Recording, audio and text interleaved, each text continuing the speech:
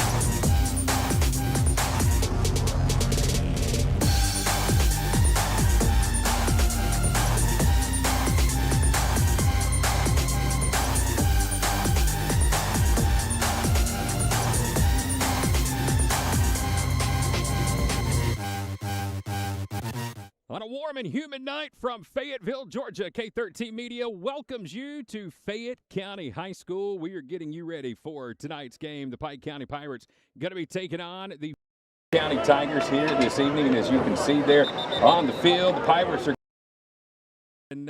actually, you know what? I think we need to go ahead and adjust our camera real quick. So let's try something real quick. There's the guys. That's Chris Childress. That's Michael Moody. I'm Chad Feltman. They're going to look at you and talk for a second. I'm going to get Michael Penn's camera back up and running here for a second. Don't tell anybody.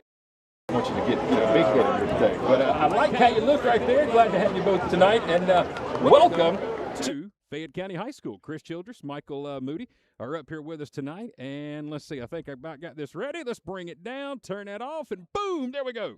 Howdy, guys. How's everybody doing tonight? Welcome to the show, Chad. You get here 2 hours early and set up. As soon as you hit click live to go on air, something always has to go sideways. Well, tonight, you've got a brand new camera set up tonight. So I'm excited to see what Penn's going to be able to do rotating around on that camera.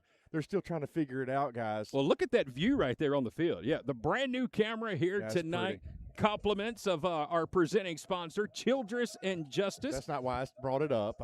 Well, that's why I did. Look at that. I mean, that is like first-class shot right there. So we had the option to go inside of the Fayette County is going to be nice enough to put us in the press box. No, sir. But nope, we are going to stand on the top of the press box. The concrete, so the field will be behind us when we're looking at you tonight.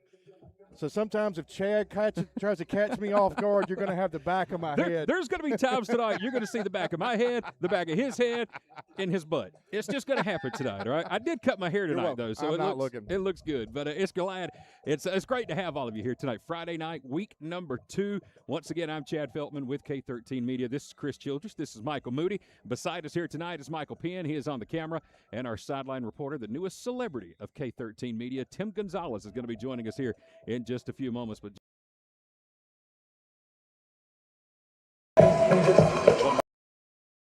the press box here at Fayette County High School, a school that's been around forever, guys, in this area playing football.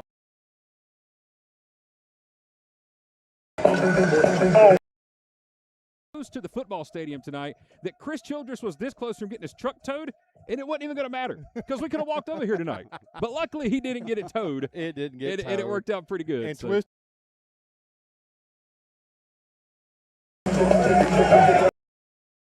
Tonight, and just a great night in Fayette County. We're hoping we're going to stay dry tonight. The forecast moving forward tonight looks pretty good, but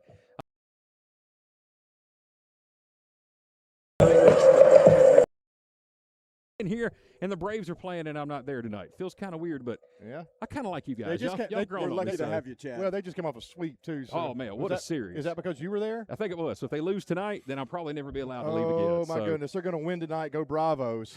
It's going to be a good night here in Fayette County. And again, we want to welcome you to our countdown to kickoff, powered by Enlightening Electric. Big thank you to Tim Pryor and his crew at Enlightening.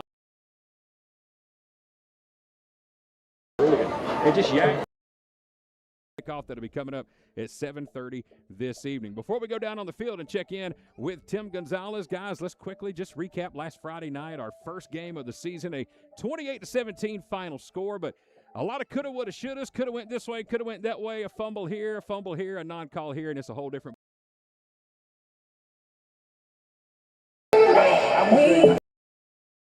Didn't count on the scoreboard was big plays.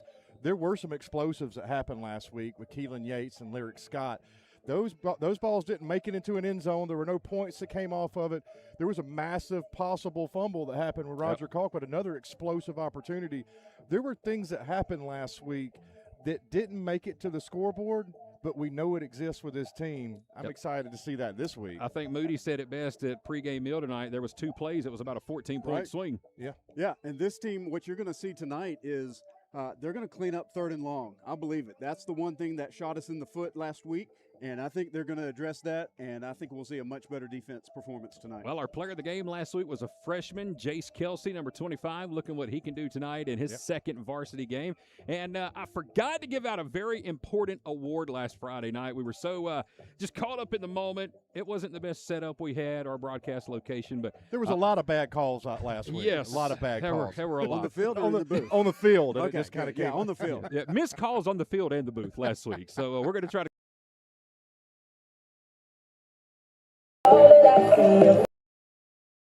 presented by Express Storage in Zebulon, and we were all talking, and guys, I think the coolest play of the night had to be that punt with Colin Bland when he went down, and the whole crowd just got quiet. The trainers come rushing out on the field, thought he done broke his leg, thought he was unconscious, thought we were going to have to call in the ambulance. And then all of a sudden, boop, he popped did a up, little was just bit fine. too good of a job acting. We were all really concerned. Yeah. Next time he can't win the Oscar. Well, I'm giving Colin Bland the award for the play of the game last Friday night, not just for getting the penalty, but for the theatric work, too. That was pretty doggone good. Well, what's not fake about Colin Bland is the pregame warm-up he had. He was drilling them from within the 40. 40 was coming up a little short, but anything inside the 40, he looked really good tonight. He might have a big night tonight. Yeah, I think I saw 54 yards come off of his leg. He was really kicking that ball. good to see with the flag dead still. There wasn't any breeze going back and forth, so it was all leg at about 54 yards. Really cool to see Bland kick that ball like that. Well, right on cue, you guys are talking about him, and we just saw him here on the screen. He's doing the point after attempts, and the American flag is blowing in beautifully here tonight at Fayette County High School. We are just getting this broadcast started. Glad to have everybody on early with us tonight. As you can see across the field, the Pike Regiment. The band is getting set up over in the stands. The cheerleaders are here with us tonight, and we've got a great night of high school football coming your way this evening. It's Pike County Pirate football presented by Childress and Justice, and we're kicking it off with a countdown to kick off, powered by Enlightening Electric. Top-rate electrical repair and installation can make all the difference in your home or business. That's why you need the best in the business, Enlightening Electric. They're available 24/7, licensed, insured, and bonded, and provide the very best electrical services. See for yourself. Just one click to enlighteningelectric.com will show all the services they offer. Free estimates are also available. Experience and expertise. It's not just electric, it's Enlightening Electric. Ever thought the day would come where you could apply for a mortgage from the comfort of your living room or home office? In as little as 20 minutes, you can apply online with our new online mortgage center. So visit our website and apply today.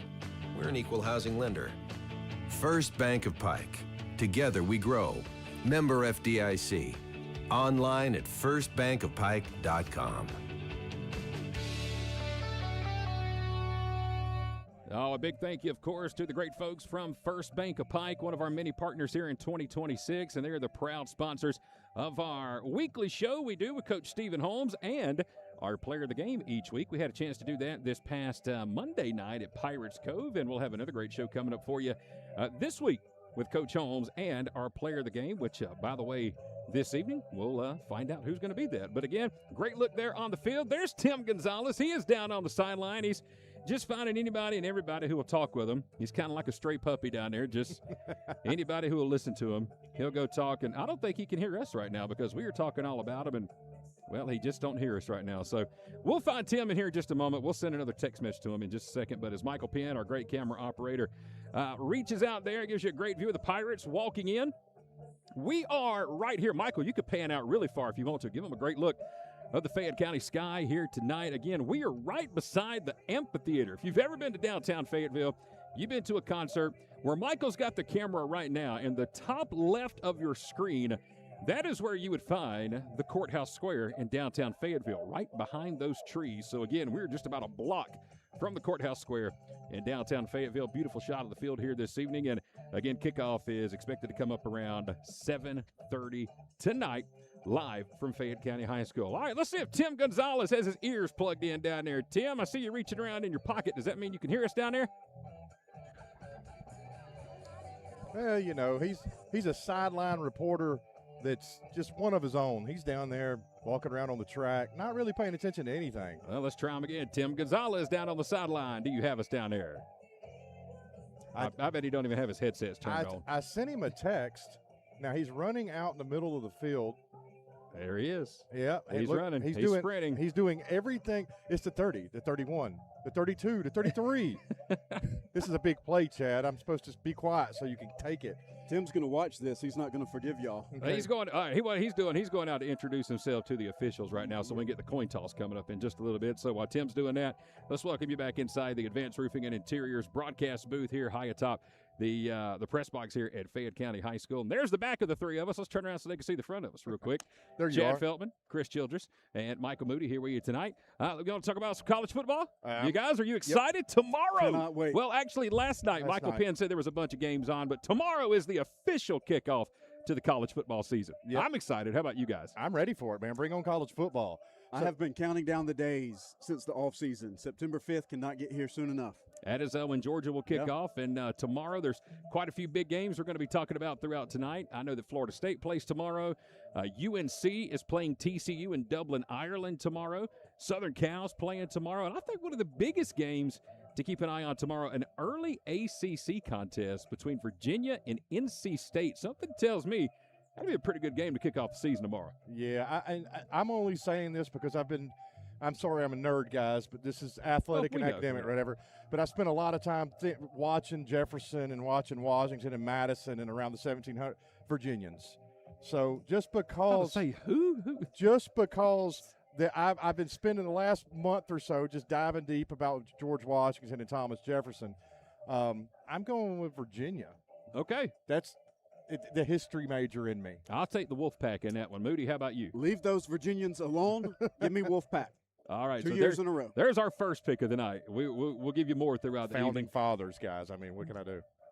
You pick who's the best team. That's what you do. That's what the founding fathers did. They picked America over England. That's what they did, man. Yeah, well, they picked Virginia. That's where right. they came from. Well, it's all good. All right, we'll see what happens next week. I won last year, by the way. I won the whole. Did we keep score the whole year? Yeah, we went about 6 weeks in, and I lost the book. Well, he lost the book because I was so far ahead, and I thought I was supposed to win something.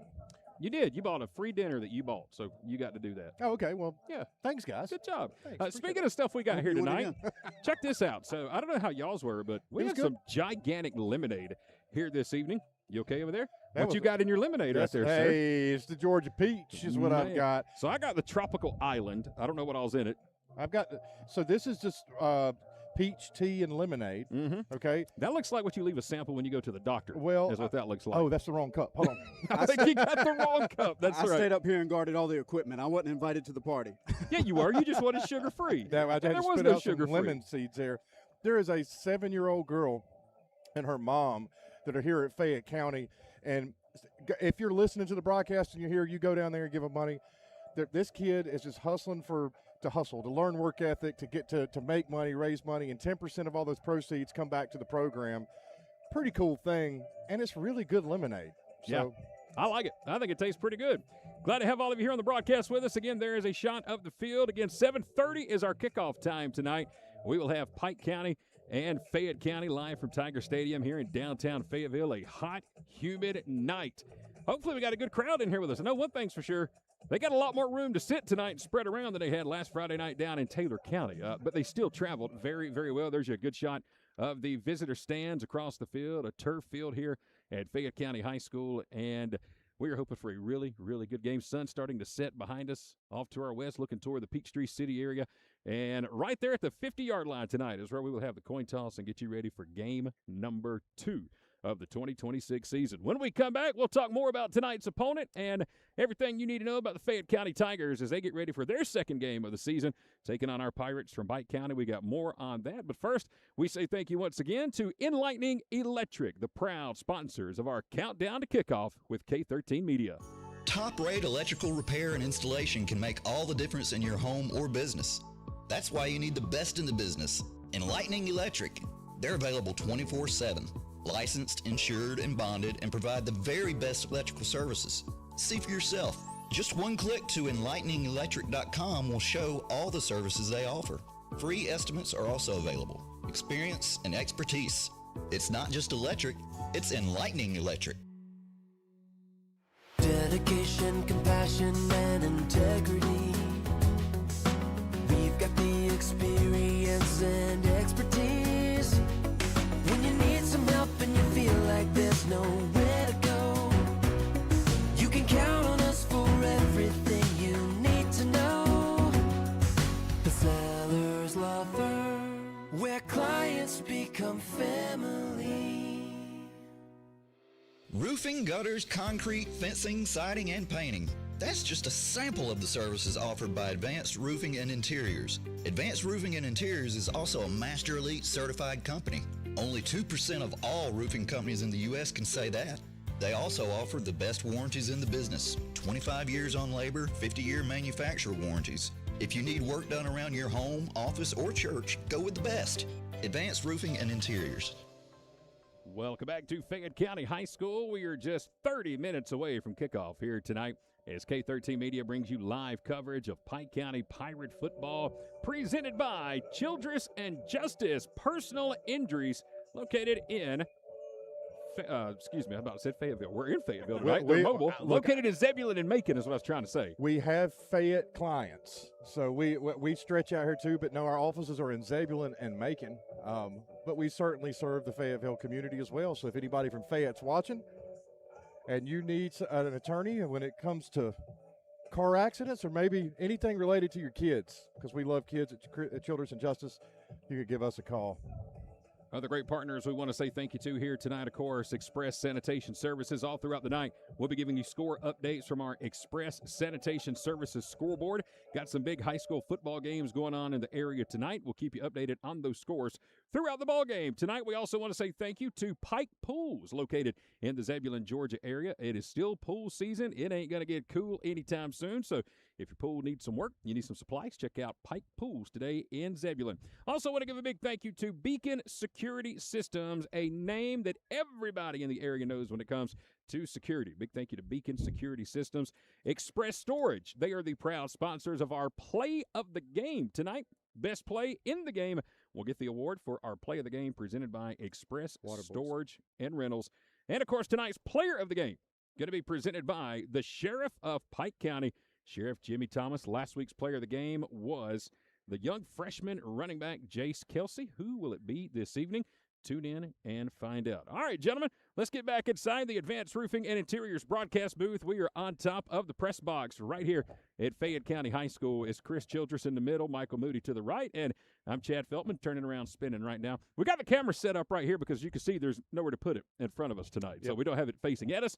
We're going to have to spin quite a bit here this evening, but let's just talk about this first week so far. Michael, your thoughts on things we need to clean up on, what you liked last week, some things that we could do better in week 2. Well, there were things that looked good, even in a loss. You always want to bring that W home, but we saw some good things in that loss. And, of course, we saw that two-headed monster at running back with Yates and Kelsey. But I think tonight we might see a lot of number 9, Elijah Primo. I think he might have a big night tonight. He had a few carries last week early on. And didn't see him a lot in the second half, but, I mean, let's add one more to that monster. 3 guys in that backfield. Primo's a big kid, too. He looks good on the field. He really does. Chris, your thoughts? Well, I mean, I think, those 3 guys, Kelsey and Primo and Yates, accounted for 220 of the 245 yards that the Pirates had last week. So certainly we would expect to see that happen again. What I really walked away from, though, that we didn't speak enough about, I don't think, was the O-line and how well it did. You still have Noah Cash that is out, the senior center. And when we faced this nose guard for last year's Dozier 6, for Taylor, we owned the line. Sealy Esri right there in the middle. Did a great job. You had Storm sitting there on the side of him, Johnson Anderson playing up on the line. That offensive line was doing men's work to allow 3 rushers last week go for over 200 yards. And one of the things I really liked about what we heard Monday night in our one-on-one interview with Jace Kelsey was him saying the exact thing, giving all the credit to that offensive line at last Friday night's game. That's pretty big for a 9th grader to realize where that success was coming from. I was really impressed with number 25 on the field and off the field. Yep. It was a great interview last week, and again, I want to say thanks to the great folks at Pirates Cove in the Zebulon area. Listen, they're open tonight, and I believe they're going to be open until midnight. So if you're in the Pike County area, you're looking for some great wings, some Philly cheesesteaks. Oh, my goodness, what all did we have last week? The chicken tenders we had. The pretzel bites were really good. Man, it was so good. And the sweet potato fries were out of this world. And you had a very special butter. For the special butter. The Chris Childress butter, right? So I'm not, you know what? I don't know if I'm going to give the secret away of what they've got in it. You just got to find out. But I'm telling you what, you go to the Pirates Cove, you get the sweet potato fries, and you ask for the special butter, and it is going to be amazing. Go try that out. Now, as I'm going to continue to kind of talk to you, and Moody's going to sit here and talk to you, we've got Penn and Chad next to us trying to wave down Gonzo down on the sidelines. He's not really paid attention to us. But I tell you what I want to say is I want to talk about the defense real quick. Yeah. We still have a veteran core of defensive players that are coming in tonight with McBrayer and Cook and Storm. You don't forget those good-looking juniors, number 5 and number 12. They've done a really good job in addition to Robert, and did a great job last week. Well, I tell you, Roger Colquitt, I thought had a really good game last week. He was very electric. He put on some big hits from at the beginning of the game and at the end of the game. But the way he showed up, everybody knew that Roger was there. And he's not even the guy, the corner that really has grabbed the spotlight for that team. It was Keelan Yates that's grabbed that spotlight, a two-way player for this Pike County football team. So I'm really excited to see this defense line up against this offensive squad of the Fayette County Tigers. Well, guys, we're going to real quickly see if we can get down on the field and see if Tim Gonzalez can hear us. He's down there on the sideline right now. Tim, do you got us down there? I got you. You guys got me loud and clear? I mean, we've been waving at you and wow. whistling for you for 30 minutes. Hey, we're glad you decided to join us, Hey, man. Gonzo, we were going to do a game tonight, if that's okay. I'm ready. Whenever you guys are ready to get started, I'm down here getting caught up with all these amazing cheerleaders. We got Malik with Make It Happen Productions, checking in with the school resource officer. Man, we're locked and ready. He said whenever we're ready. He does realize we came on at 6:45, right? We've thrown it to you enough times to throw my arm out. Tim, it was so bad up here. We had Michael. I thought Moody. y'all were trying to start the wave. Yeah, Tim. we were to you. Even I couldn't defend you. We were trying to wave to you down there, Tim. But good luck down there on the sideline. I know we're getting ready to have the national anthem and everything coming up here in just a few moments. But come on and walk this way just a bit, Tim, because it is great to have you back here for week number 2, our Sellers Law Firm Sideline Report. We'll have the camera on Tim throughout the night this evening. And just kind of curious, man, your thoughts on the game last week, what you saw from down there, and your thoughts on week number 2 here tonight. Well, number one, we're a lot closer to home. Yes. So Fayetteville feels like it's kind of a home bee, you know. Love Fayetteville. Super excited. Got a nice stadium. The field is level, so no. That's a great thing. Yeah. Yeah. Wasn't quite the case last week, was Well, it? you forget about the little things. You forget about the little things. Tim has found the X on the field right now. I guess that's his This is my spot spot. right there. This is my spot. You just hang out there all night during the game, okay? And be like one of the referees. I mean, it couldn't be no worse than what we saw last week. That's for sure. Those referees were kind of atrocious. Band's here. Yeah, band's here. Great to hear the band. The band is here. The cheerleaders are here. Pike Regiment always does a good job. How are you?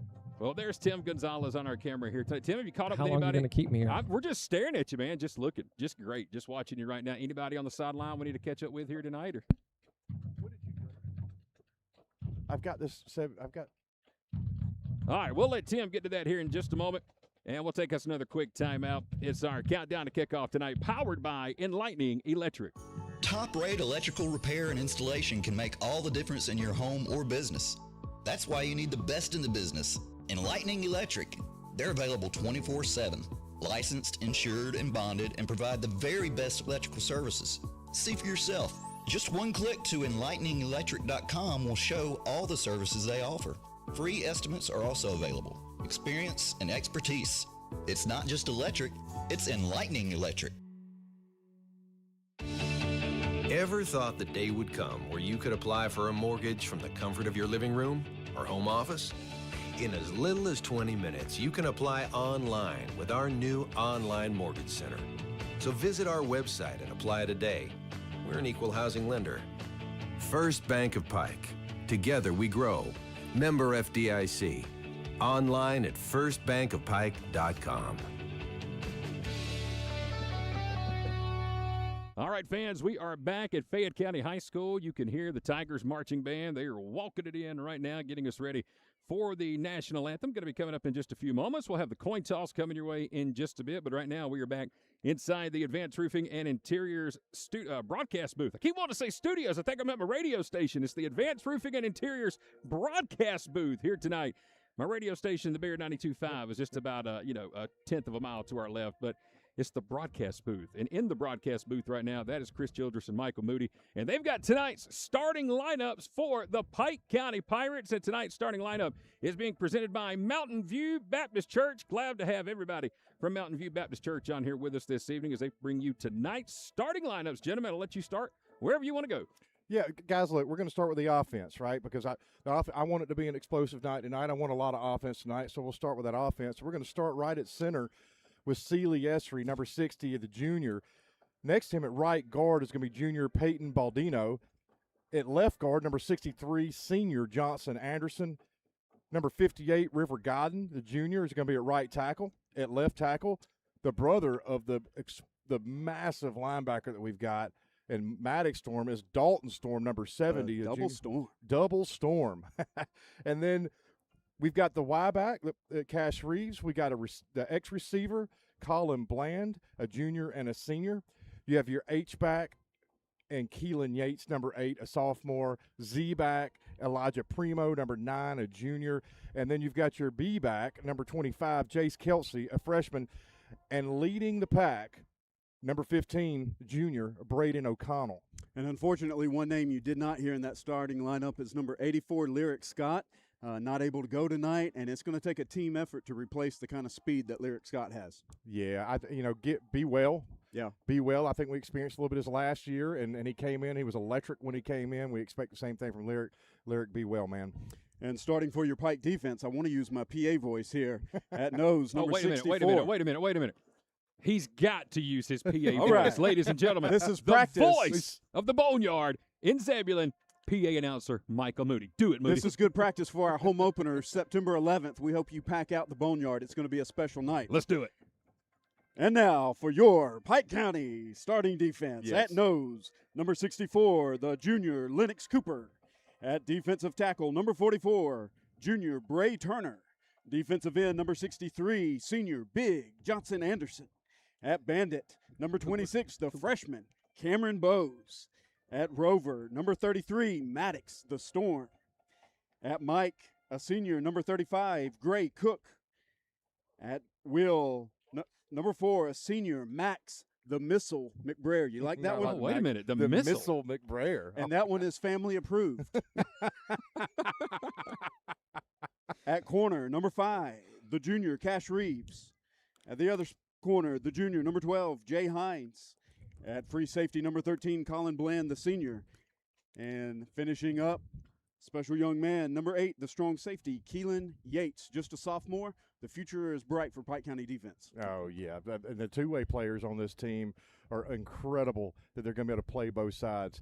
Last week, if the player of the game was going to go anybody, as far as Penn was concerned, it was going to be Keelan Yates. Rightfully so. Keelan ran for 104, had 14 carries for 104 yards. There's already one fan on our YouTube channel who says they're predicting Keelan's tonight's player of the game. Keelan's the player of the game. And let me That's tell a you, very good bet. All right. are we in the hold on, are we in the booth? Give me just 1 second. All right. Come here. Oh, you got to hurry. Yeah, real quick. Hurry. Come here. I want to say thank you. What's your name? Kennedy? Come over here, Kennedy. She's not. Yeah, you got to get her a shot right Kennedy- there. You go. Kennedy- Michael's got it. That looks great. She There's is Kennedy. serving the lemonade here at Fayette County Tiger Stadium. Thank you so much, Kennedy, for the great lemonade. You want to say hey to everybody? Say go Pirates. Go Pike. Oh, we got a fan. I love it. We got lemonade and go Pirates. great. Sorry. Thank you very much, Kennedy, for the great lemonade. Right now, let's go back down on the field to check in with Tim Gonzalez. We got another Sellers Law Firm sideline report. Tim is down there chatting with the cheerleaders. Tim, what are y'all talking about tonight? Hey, Tim Gonzalez. I guess we should just eavesdrop in here.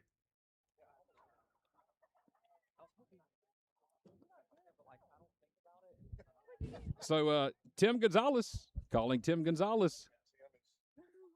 He looks like he's down there with Adeline Bell, the captain of the cheer squad. And then I can't recall the other girl's name that wasn't the captain. All right, well, here's the deal. Jody Sellers, if you were watching our broadcast tonight, that is your sideline reporter down there. So if you can get a direct line to him, we've done everything except jump off the top of the press box. All right. There he is. Wow. We've been waiting on you, brother. Are you ready? Are you going to play with us tonight Check, or what? check. Yeah, we got you. We got you. We got you, Tim. Is he? Check. Oh, he must not have ears. Check. He's All right, he's giving us the. He's saying cut. All right, we'll try to find him again here in a minute. Looks like his receivers. All right, we'll get more with Tim here in just a few moments. But I believe here we're just about ready for our colors tonight and getting our national anthem ready to come your way. The Fayette County Color Guard is under the direction of First Sergeant Retired Anthony Bell.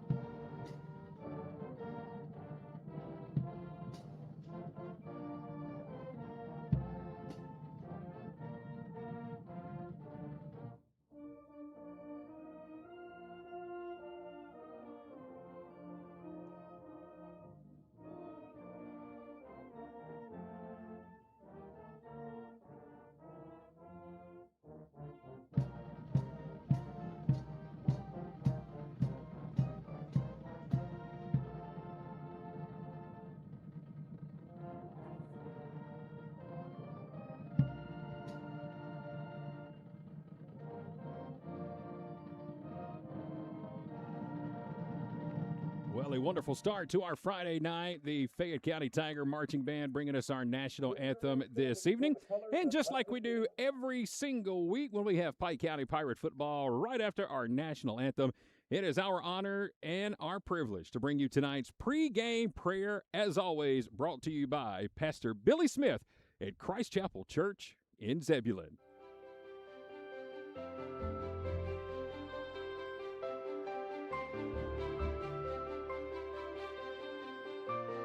Good evening, Pirate fans. Pastor Billy Smith here from Christ Chapel Church right here in Zebulon.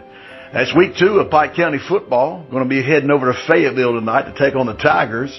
And I want to say a prayer to just ask God to bless tonight's event and keep players safe and for God's hand to be on what happens tonight. Would you pray with me? Jesus, thank you for your goodness, your kindness, and your love. So grateful for our community and the people we get to do life with here. Tonight, would you watch over the players, the coaches, the staff. Let everybody play to the best of their ability. Keep them all safe tonight, God. I pray those things in the wonderful name of Jesus. Amen. We'd love to have you visit us on a Sunday at Christ Chapel. Sunday mornings we gather at 8 o'clock, 9:30, and 11:15. 3 identical services, so pick your time and come hang out with us on a Sunday morning, 8 o'clock, 9:30, or 11:15. And on Wednesday evenings at 6:30, we have a bunch of life groups. Come make some friends and find a group to do life with. We love you at Christ Chapel, and there ain't nothing you can do about it. Have a blessed Friday night, and let's go Pirates. Well, as always, thank you very much, Pastor Billy Smith. Glad to have you guys on here with us tonight and all season long. Our pregame prayer presented by Christ Chapel Community Church in Zebulon, alongside of Chris Childress and Michael Moody. I'm Chad Feltman. We are live tonight inside the Advanced Roofing and Interiors broadcast booth, high atop Tiger Stadium, right here on top of the press box. That is our view here this evening. As Michael Penn has the great camera work here tonight, you can see that that's the view to the right, as if you were looking toward the Peachtree City area. And if Michael will pan the camera to the left, right there at the 50-yard line, all the way there to your left, that would be the downtown Fayetteville area. Right there on the courthouse square. All right, Chris, Michael, I'm going to let you guys talk for a few more moments here about tonight's game, about what you guys like. Chris, I know you got some notes printed. I'm going to try to get Tim Gonzalez mic back up and ready to go. So take it away, guys. So, guys, I understand that Tim has a battery pack issue. He's blaming it on us, but Chad's going to have to go take care of that. Moody, we've been on the road now for 3 games. The scrimmage at Schley or however we're going to pronounce that. We've been to Taylor, and now tonight we're going to play on turf in Fayette with a week off before we come home. Do you think that all these away games are really going to prime us for the trip back home? Definitely. I think when you spend a lot of that early time on the road, the back end of your schedule, you get a lot of games at the Boneyard, and we're going to pack it out this year, and the energy in the Boneyard is going to be incredible. Man, you got to show up to the Boneyard. And again, we're going to take next week off, and then we're going to come back to the Boneyard on September the 11th. But tonight we have these Tigers. And I didn't see where Fayette County was able to put stuff on max preps for this year, but there was some things that I was told to watch for this Fayette County team. Yeah, they lost to a good South Cobb team, 20-7. So we'll see what they bring tonight. I think both teams are going to be a little salty tonight, looking for that first win of the season, and I think our Pirates are going to come out on top. Well, this Fayette team hasn't won in a while, right? And these Pirates team is very hungry. We should be looking at a junior quarterback, an upper quarterback option, upper class quarterback option in Kai McCoy, number 1. You should see a senior running back in Jalen Turnlin, and linebacker. He was the 2025 rushing touchdown leader for these Tigers. And you're going to see as a backup possibly come in Nigel McFarland as a quarterback that saw work as a freshman last season. A two-way skill player also to look for these Tigers is number 7, Israel Ontwani. He's a senior, strong safety and running back for the Tigers. And then Gary Smith, number 69, a junior, 5'8", 225-pound middle linebacker, outside linebacker. those are some guys that we're probably going to need to keep our eyes on as we're going against them. Yeah, and this team has some players. When you and I were coming into the stadium, we saw a player exit the locker room, and he looked like he was fresh out of the NFL. Yeah, he was a good-looking young man. He certainly was. It does not look like he missed a meal or a weight room. But you know what? These Pirates this year haven't missed meals or weight rooms either. You can see it. You can see it in their warm-ups. You can see it in their body language. They have been in the weight room, and that hard work is paying off. You know where you see it? You see it in the legs. As someone who knows what chicken legs look like, trust me, we don't have many of that. Our guys have been in the weight room, and they have been taking it serious, and it's paying off on the field. As the Pirates now run onto the field here at Tiger Stadium, as you see him now come across the 40-yard line, come to the sideline. We're going to get Chad Mike back up and back with us. Yep, back here ready to go. You can see the cheerleaders. Look at those flips they're doing, man. That's pretty doggone impressive. Well, gentlemen, it's almost ready to get this thing going. Did you get Gonzo hooked up there, Cadillac? Well, there he went. Jumped back down as he took a – now he's taking a phone. I tell you what, Chad might be the hardest working man in the industry. But he said earlier about the Braves he couldn't be there tonight after we just swept the Dodgers.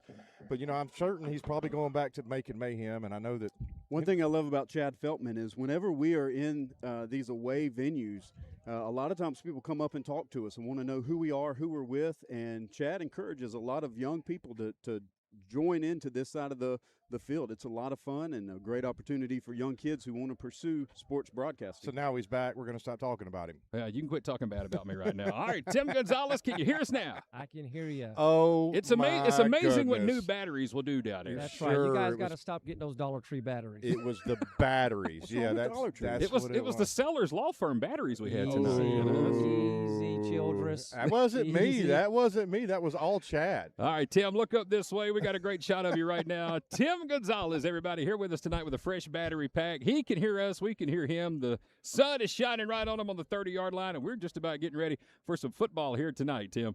Hey, I'm so excited. We're right here in the Tiger's Den. It is hot. It is humid. It is Friday night. The lights are on. Nowhere else you'd rather be than right here tonight in Fayette County as the Pirates get ready to take on the Tigers, unless you're at home watching on K13 Media. But, yeah, I got the okay from the umpire. Good deal. So Tim's going to get right down there in the middle of the coin toss coming up here in just a moment. Tim, when the batteries work and you can hear us so we can hear you, it's a beautiful thing, man. it is. It's like everything just comes together the way it was supposed to work. I saw earlier when you were talking to Addison Bell, the cheerleaders, and that you were probably primed to do an interview with them. I'm just curious, was Addison able to recall the word that she forgot last week? Well, I'm going to circle back to that. Okay, but fantastic. You guys, is everybody's rotator cuffs okay? You guys look like a flock of birds. We were trying to wave you down. No, I saw you. I saw you, but I couldn't hear you. We were workers' comp. We were all showing you were number one up here, if you saw that. What it was? Okay. Yeah. You got a lot of number ones from up here on top of the press box. Well, good. I feel loved. Well, listen, you got 6 brand new batteries down there, so if anything happens now, it's on you. So that sun's kind of bright down there on you, man. Yep. My friend, I forgot his name, but he's going to the Army in 20 days. He'll be shipped off to boot camp, so I'll be sure to get his name. I'm going to circle back to him if y'all don't mind. Yeah. Because he's wanting to get paid to run up there and go get these batteries up in the press box with you guys. So maybe an interview, he'll barter and take an interview. You just tell him to give us his address, and we'll send it to Jody Sellers at the Sellers Law Firm. That's right. All right, that's Tim Gonzalez. He is down on the field, and we'll give you another wide shot real quick of the field as the captains are getting ready to walk out toward midfield here tonight. Chris Childress has the captains for the Pike County Pirates tonight. Chris, go ahead. Yes, sir. We got number 4, Max McBrayer, the senior starting wheelbacker. Number 8, the sophomore, Keelan Yates at H-back, starting strong safety and our leading rusher. Then number 13, Colin Bland, the senior X-receiver and starting free safety, as well as our kicker. He's Mr. Everything. And number 63, the senior Johnson Anderson, who's going to be starting at left guard and defensive end and a Jacksonville State commit. So those are your captains for the Pirates. Tonight, the captains for the Fayette County Tigers look like this. Number 5, that's Jebediah Johnson. He is a junior. Also in there is number 70, Joshua Funes. He is a junior. Number 6, that is Jakai Warner. He is a senior. And number 20, that is Braden Darrington, another junior. As Tim Gonzalez makes his way toward the 50-yard line, let's tune in and listen to tonight's coin toss and the captains meeting at midfield. All right, gentlemen, shake hands.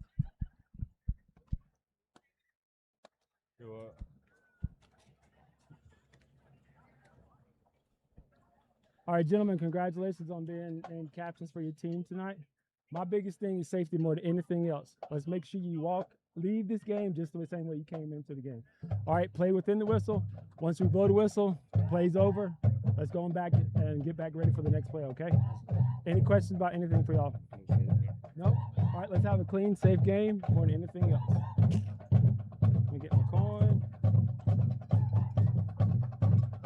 All right, Pike, you're going to be calling it for me. You got heads right there. You got tails, heads. You're going to call it in the air for me. So, Tails it is.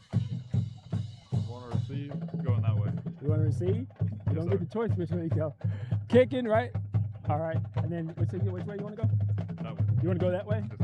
All right. So you're going to have your back facing this way, and y'all going to be facing the scoreboard? Tails never fails. I love it. Tim Gonzalez, thank you for being down there with us.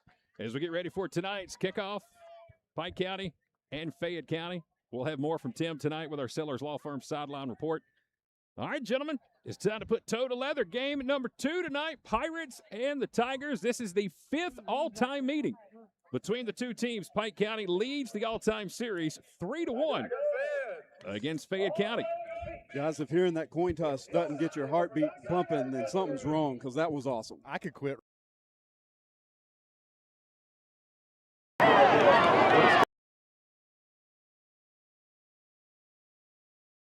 Keep Tim with some batteries. Yeah, I think if we keep Tim with some batteries down there, he should be good to go. But here come the Tigers. Fayette County High School making their way onto the field. You know, who you heard in the coin toss there that made the call for the Pirates was Johnson Anderson, big number 63. He's the one that was saying, if you were watching, certainly you were watching on video, the one that was saying, hey, yeah, we want to go that way and receive. That was Mr. Johnson Anderson, our senior. I can't wait to follow his career at Jacksonville State. Which is awesome because, again, Coach Holmes was an offensive lineman at Jacksonville State. So to be able to get over to Jacksonville State, the place where our head coach played college football, is really cool. Well, guys, it's great to be here on a Friday night in Fayette County, Fayetteville, Georgia, right off the Courthouse Square in downtown Fayetteville. The K13 Media Team live tonight. Our coverage of Pirate football this season being presented by Childress and Justice. Glad to have Chris Childress here with us, along with Michael Moody and yours truly, Chad Feltman, in the broadcast booth. On the camera tonight, it's Michael Penn, and again down on the field tonight, it is Tim Gonzalez. Both teams 0-1 on the season, trying to pick up their first win of 2026. Both teams had a tough road loss last week. Fayette County, it's been a while since they've seen the win column. Back in September of 2023 was the last time the Tigers brought home a victory on the field. They did get a win due to a forfeit, with Mary Persons had a forfeit their whole season a while back. But since they actually won a game on the field, it's been since September of 2023 when they beat Riverdale. It's been a tough go at it for the Fayette County Tigers the last few years. But this is a team you do not want to let your guard down. I mean, guys, let's face it. They got nothing to lose. Hey, man, they're a 4A program, Chad. Wow, as we got a nice horn that comes playing over the top of us. I love the sounds of the game. But, yeah, they're a 4A program. Must be in a 3A program. So we're playing up. It's a class-up challenge for us tonight. Really, I look forward to seeing the two-way load on Anderson, Bland, and Yates. They're going to be started on both sides of the ball. Guys, after last week's onside kick debacle, looks like we have some guys on the front line with some hands. Giovanni Nito, number 43, a junior, is going to tee it up, and he will kick it off for the Tigers. We're ready to go. Glad to have you here with us tonight. K13 Media's live coverage of Pike County Pirate football, live from Fayetteville, Georgia. It is week number 2 of the GHSA football season. The ball is on the 40-yard line. Nito, number 43 for the Tigers, waiting on the whistle from the officials. We've got Keelan Yates back deep to return. He stands back around our 5-yard line. There's the whistle. Nito's ready, and we are underway from Fayetteville. We've got a short kick going to be taken by the Pirates up around the 25 and bringing it all the way up near the 40. I believe that's Cash Reeves, number 5, who has a nice return for Pike County, and we'll set up 1st and 10 from our 40-yard line. So far, we've seen a lot of those mid-level kicks right there. Not exactly a pooch kick, but not going deep. And what a weapon Cash Reeves is right there at number 5 to return. Something I saw that was just absolutely insane. So, gentlemen, last year In 2025, the Pirates' offense averaged 17 points a game. The defense gave up 28 points a game. You know what the score was last week in Week 1?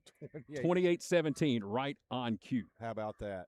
Well, we're going to get away from that this game, and let's see. I'll take it. We'll just turn that around, as you're going to see the returner, Cash Reeves, is going to come out to the tight end position. Braden O'Connell under center, starting at quarterback tonight. Going to put a man in motion. O'Connell will hand it off to Keelan Yates. Going to break a tackle at the 40 up to the 45. He'll take it across midfield. And Keelan Yates with a nice run. His first of the night, brought down by number 4, DeMarco Collins, the junior. And depending on the spot, yep, they're going to give him a first down. That is a 12-yard run by the sophomore Keelan Yates. Good start out of the box tonight for the Pirates. Number 9, Elijah Primo, doing a good job blocking downfield for Yates. So first down and 10, 1 run, 12 yards. And again, in that backfield is Keelan Yates, along with number 25, last week's player of the game, Jace Kelsey. And now we got a whistle before we can get the second play from scrimmage underway. Glad to have everybody tuned in tonight on our YouTube feed. If you are watching, feel free to drop us a comment tonight. We are watching the live chat with you. And we would love to know where you're watching from, who you're cheering for tonight. Glad to have you live with us from Fayetteville. Looks like they just needed to reset the ball there, Chad. So they're going to start on the 49-yard line of the Tigers. So we'll give it an 11-yard run. Handoff up the middle. Kelsey, the big back, takes it across the line of scrimmage, and immediately he's hit by 2 or 3 of those defensive linemen. About a 2-yard run in there by Kelsey, the player of the game last week. He had 16 carries for 80 yards and a touchdown and 1 catch last week on the offensive side of the ball. He was our player of the game, his first ever start on the varsity team. What a stud. That handoff between O'Connell and him did not look super clean right there. Here's O'Connell under center, officially a gain of a yard, 2nd and 9. Going to go to Yates. He'll take it left side. And Keelan's up across the 40 near the first down marker. He'll dive inside the 40 to about the 38-yard line. And he's got about 10 more. Give him another first down. Keelan Yates with a couple of nice hard runs early on. First down, Pirates. And it's another Pike County first down. Seeing a real good job by the Pike County O-line on this first drive. Yeah, we've seen Yates come towards us. Then Kelsey go right back up the middle. Then Yates run away from us. 4th play of the drive. First down and 10. Good start for the Pirates, just like last week at Taylor County. Going to go to Yates. Nope, play action. O'Connell's going to roll out of the backfield. It's bobbled for a moment by Kelsey, but he brings it home. Oh, boy. A dangerous play as the freshman Jace Kelsey had it bobble up and almost fell right into the hands of number 5, Jebediah Johnson. Nice concentration by Kelsey. He's going to pick up about 6, and it's going to set up 2nd down and 4. He does know he does not have to make it that hard, right? Right. That looked like the classic tip drill. I thought it was intercepted. Then he kept his eyes on it and pulled it in. Good job. I thought Johnson was just going to take that one down. 2nd down. Here's Primo in motion. Going to go to him. Elijah Primo trying to get a block from Yates out on the edge, and Primo's going to get run out of bounds. I believe he's got the first.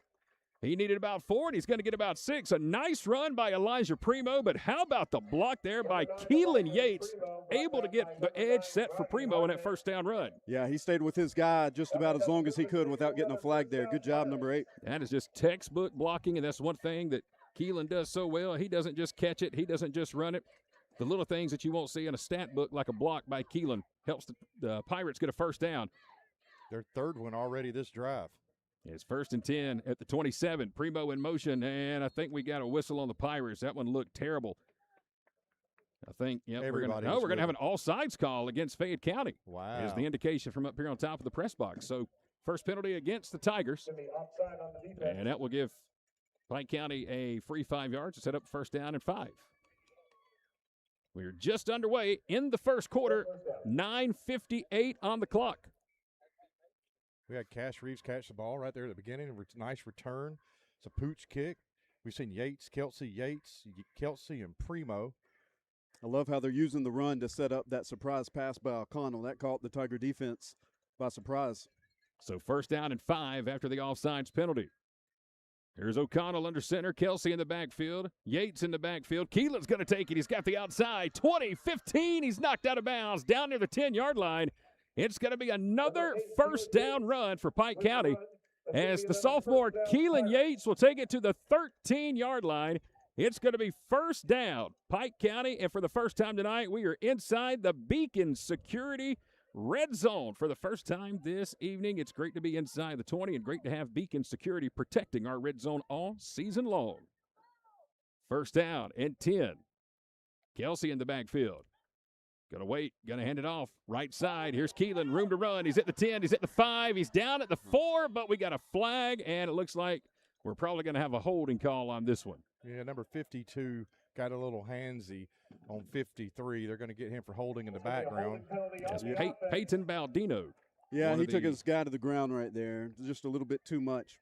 You know, Yates, what we talk about is his speed, his ability to move, but one thing we haven't mentioned is his vision for the field. Coming up during our first timeout, or our score, whatever comes first, we're going to be checking in with Tim Gonzalez. He just sent me a text and said he is in the stands with the fans tonight. We are in the middle of a great drive. Yes, we are. So other than that holding call right there, it's going to back us up 10 yards from the spot. We'll check in with Tim coming up here in just a few moments. 9:43 to play.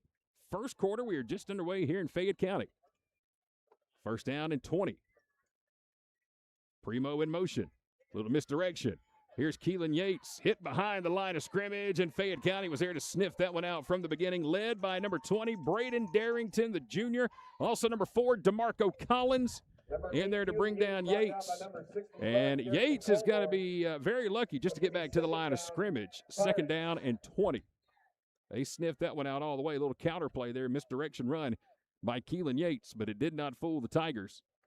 Pirates can get a first down. They'd have to get all the way down to about the 2.5-yard line. Kelsey's in the backfield. O'Connell, the quarterback, going to work under center.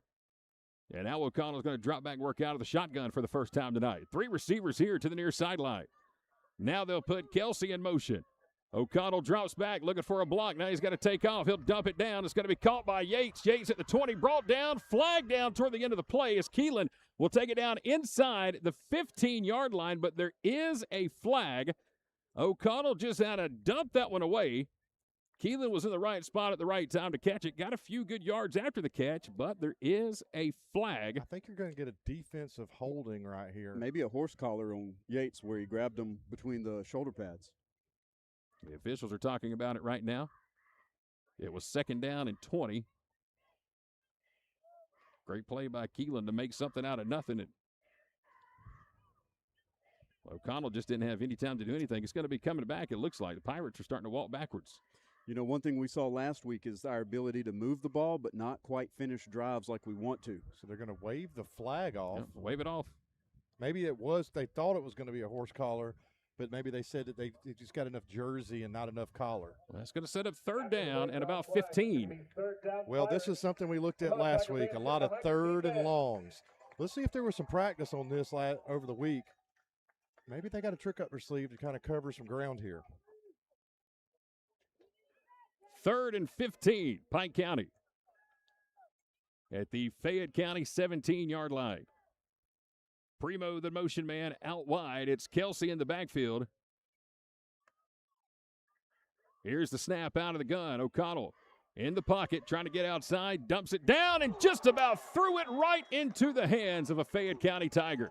He was trying to find Kelsey. Instead, he found Keyshawn Finney, number 22.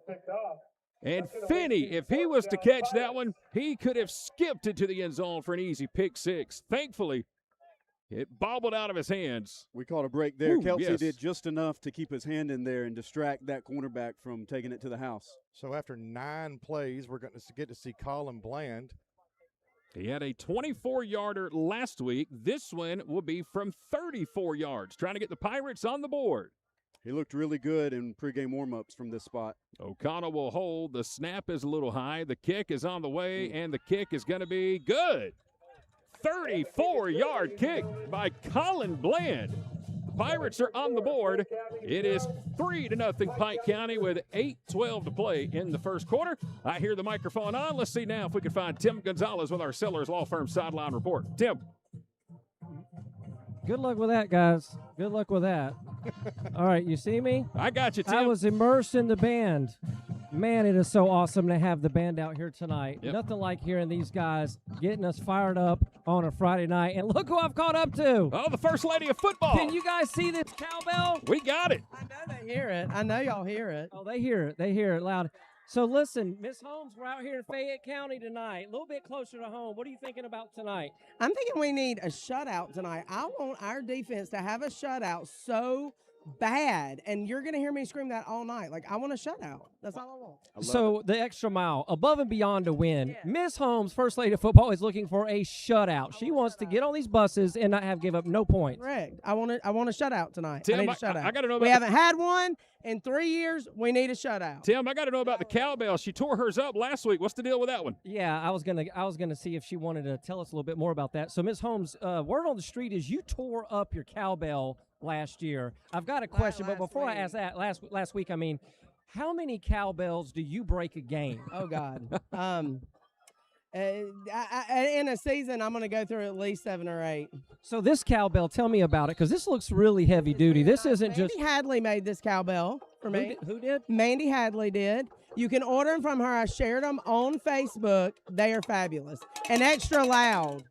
All right, there you go. There's the inside tip on the cowbell. All right, thank you very much, Tim. Always great to hear from Lori Holmes, the First Lady of Football. DeMarco Collins, number 4 on the return there for Fayette County. And the Tigers will set up first down and 10 from around their 21, 22-yard line. Guys, he was our special teams player of the week last week. And how about the kick by Colin Bland, 34 yards away to put Pike County on the board early. What a weapon that is to have at this high school level. You know, some teams don't have a kicker that they can get 3 points when they're that close to the end zone. Well, I was just glad to see that he kicked from the left hash mark there. I don't think I saw him kick from the left hash mark pregame. And he sends it right through the uprights to get 3 points on the board for these Pirates here in the first quarter with 8:03 left. So the first time tonight, we're going to see Fayette County on offense. Going to be led by their quarterback, number 18, Denny Hudson, who is a freshman. I'm interested to see if Lennox Cooper is able to get to the backfield today. He spent a lot of time back there last week. Here's the handoff first of the game. And that is Lennox Cooper that's back there, 52, meets the running back in the backfield and stops a play for a 5-yard loss. You called it, Chris. Lennox, the first carry of the game in the backfield to force a 4-yard loss for the Tigers. Great job by number 52, Peyton Baldino, there on the D-line. Oh, was it 52, Peyton Baldino? It was. Oh, I thought I had Lennox out there called out. You will be calling his name soon enough. But it was Baldino? Correct, 52. All right. Thank you there, Michael Moody, for the correction. So it's always great to have 3 up here. Many eyes. Well, I'll miss you at our home opener September 11th. No, you won't. You'll be in that comfortable air-conditioned press box with a crock pot. Don't lie to us. I heard we may have a press box spot. Here's a little swing pass out of the backfield and another nice tackle. Maddox Storm, number 33, coming in and making a solo stop on number 1, Kai McCoy. After a 2-yard pickup, great play by Maddox. After a short pickup, he just did get him by the shoestrings. That could have been a big, long run. Yeah, Storm did a great job diving in there and getting that hand in there and grabbing him by the ankle. So it looks like they almost got back to the line of scrimmage. So it's going to be 3rd and almost 10. And again, a freshman at quarterback here tonight for Fayette County. Number 18, Denny Hudson. It's 3rd down and 10 for the Tigers. They're at their 24-yard line. Hudson, play action. Pocket collapses, steps up, fires a strike over the middle, and a nice catch around the 41-yard line. That ball was almost tipped, almost intercepted, but a wonderful catch by Nigel McFarland, number 3, the sophomore. Boy, that was a dangerous throw, but a perfect touch by Hudson. It's a first down for Fayette County. Our D-line did a great job getting pressure there and collapsing the pocket. Yeah, and Colquitt was in the right spot, too, as he was putting coverage on right there. But just a great throw. First down and 10 for the Tigers. They're at their 43-yard line. Again, another 3rd and long. It haunts the Pike County defense just like last week at Taylor County. Pirates rushing 3 on 1st and 10. Here's Hudson under center. Going to hand it off. Little counter run here to the near sideline. Up near midfield is going to be number 10, Noah Bonner, the junior. And Bonner's going to be brought down. I see Reeves in there, number 5. Gray Cook, number 35 for the Pirates. It's going to be about a 5-yard pickup. It'll be 2nd and 5. Just shy of midfield. Tigers with the ball at the 48 with 5:45 to play. Opening quarter, 3-0 Pike County. If you're just tuning in and joining us, a 34-yard field goal by Colin Bland. After the Pirates marched it all the way down to the 13-yard line of Fayette County. It's 2nd and 5 now for the Tigers. The freshman Hudson going to hand it off. Here's a little draw play. That's not going to work. Right up the middle. Gray Cook is in there to bring down the back. Number 11, Harold Pittman. No gain on the play. Actually, a loss. Big-time hit by Gray Cook, number 35. Going to be 3rd down, Tigers. Gray Cook does a great job complimenting number 4 and number 33 in that linebacker core. He certainly does. I tell you what, there were 2 wideouts right then that was one was completely uncovered on that play. So it's another 3rd down. Fayette County converted on 3rd and 10. Now it's 3rd and 6. We still have now 13. Bland's going to go out and pick up the inside receiver. Hudson out of the gun. Blitz coming off the corner. Going to dump it off. Nice little setup right here, and it's going to be close to the 1st down. Gray Cook makes the hit at the Pike County 48-yard line. Harold Pittman, number 11, made the catch, but there is a flag in the backfield. Yeah, number 26, Cameron Brose, the freshman, came in and got a little bit too much of the quarterback there, roughing the passer. Man, he was coming in on a blitz, untouched, just could not stop his momentum. And that should give Fayette County a free 1st down. Yep, personal foul is going to be the call against Pike County. I like the intensity, though. I love bringing the blitz. I love making it happen. There was a day in football you could get away with that, but that is not today. And the GHSA, they're going to do a good job protecting their players. Yeah, they are. So that's going to tack on some extra yardage here for Fayette County. 4:36 to play in the 1st quarter. And that's going to move the ball all the way up to the Pike County 33-yard line. 1st down and 10 for Fayette County. Well, that's a good learning opportunity for the young Cameron Bowes. He'll get coached up and learn from it. So another set of downs here for the Tigers at the Pike County 33. Late in the 1st quarter, 4:30, 4:29, 4:28 and counting. New quarterback in the game. They're going Wildcat this time. It's going to be Kai McCoy, number 1, looking to take a direct snap. He's got it off to his right. Pittman's there to block for him, trying to get the outside, and McBrayer missed the 1st tackle, but in there to clean it up. I believe that is going to be Keelan Yates, number 8, who was able to come in and finish what McBrayer started after only a 2-yard run. Good pursuit there by Yates. Good stop there, or good try by McBrayer to make the initial contact and to slow up Kai McCoy. And it'll set up 2nd down and 8 now for the Tigers. The ball is on the Pike County 31-yard line. Lights are on. Sun starting to set here in downtown Fayetteville, Georgia. A really great night for some high school football. It's muggy, but it's not the worst we've seen over the years. Got a nice breeze up here, although we are in the clouds. Broadcasting the game tonight. Swing pass to the outside, and it's going to be incomplete. Overthrown Colin Bland in there on the coverage. Noah Bonner trying to climb the ladder and make the catch for Fayette County. Denny Hudson, the freshman quarterback, a little too high for Bonner, and it's going to set up 3rd down and long once again. This time it's going to be 3rd and 8 for Fayette County. Fingers crossed. This has been our nemesis so far this season is 3rd and long. Well, the last 3rd down that they just had, they made a 1st down out of it. This 3rd and 8 now. See if we can hold them.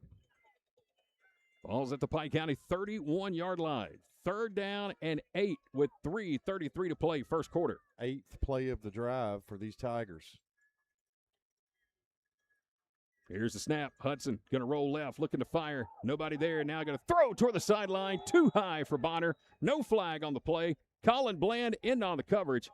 And it's going to be 4th down. Good coverage there by Bland. And that one just off the fingertips of Noah Bonner, number 10. And now we're looking at 4th and 8 for Fayette County. Back-to-back, Bland's done a good job on those back-to-back plays where he did not push the receiver too much after he left his feet. Sometimes that receiver jumps up, you push them, they land funny, you get the flag. Good job, Colin Bland, not giving too much mustard on those pushes. Folks, tonight, hope you're enjoying the views from the press box here at Fayette County. Michael Penn's on the camera. And Fayette County is going for it on 4th and 8, but before they do, a timeout is going to be taken by Fayette County. First timeout here in the first half. And this timeout is being presented by our good friends at Pirate Nutrition in downtown Zebulon. Listen, I talked to Jim, I talked to Beth, the boss lady, by the way. Yep, she is. And when we get ready for our first home game coming up in just a couple of weeks, we have been promised we're going to have some great teas coming to the press box. you know, for us hardworking folks in the heat. Michael Moody that night, I just don't know, man. Yeah, I just don't know. I'll be in the AC. I might even wear a jacket. This is Chris. That's Michael. Oh, there you I'm are. Chad. Hello. And glad to have all of you here with us tonight in the Advanced Roofing and Interiors broadcast booth, high atop Tiger Stadium here in Fayette County. We got a great view of the game here tonight. And I was just talking about the camera shot here tonight. Look at that wonderful shot. Brand new camera here this evening that we're breaking out for you for the rest of the season. And again, a big thank you to our presenting sponsor, Childress and Justice. Because of their wonderful support, we have been able to upgrade a lot of our gear here in 2026, including this wonderful camera. I mean, that is just as smooth and as good as it looks. 4th and 8 out of the timeout. This is an area of the field where a lot of teams don't like to punt right here. Let's see if this veteran defense for the Pirates is able to stop.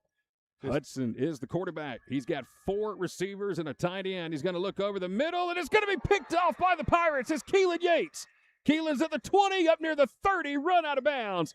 And Pike County is going to force the first turnover of the ballgame. The sophomore, Keelan Yates, with his first interception of the season. Great job by Pike County defense. We brought the house on the blitz, and the quarterback had to rush that throw, and there was Keelan Yates to clean it up. Man, that is awesome. So Pirates have it on offense for 9 plays, 50 yards, and get 3. Tigers go 9 plays for about 60 yards with finish it up with a Keelan Yates interception. Way to start off working towards Miss Holmes, the Pirate. What did we call her? First Lady of Football. First Lady of Football. She's calling a shutout, and Keelan Yates is on that bandwagon with her. So a good start by the defense, forcing the interception. It'll be 1st down and 10. Pirates now at their 29. Here's O'Connell under center. Going to hand it off. This is Tristan Ward, number 24. His first carry of the night. Look at him turn on the Jets on the sideline. Right in front of the Pike County bench. He's got a 1st down. The question is, where did he run out of bounds? Ward reminds me a lot of Lyric Scott, a smaller body but electric speed. Well, he was close to the 1st down. They're going to say he stepped out of bounds after a 9-yard pickup. The junior, number 24, Tristan Ward, turned on the Jets, and he's got a 9-yard pickup, his first carry of the night. It is 2nd down and 1 for Pike County. 3:15 to play, first quarter. Going to go back to Ward this time. He'll cut it back inside. He's got a 1st down. Now he's just got to hold on to that football as the pile just pushes forward and pushes forward. Tristan going to take it all the way up to the 44-yard line.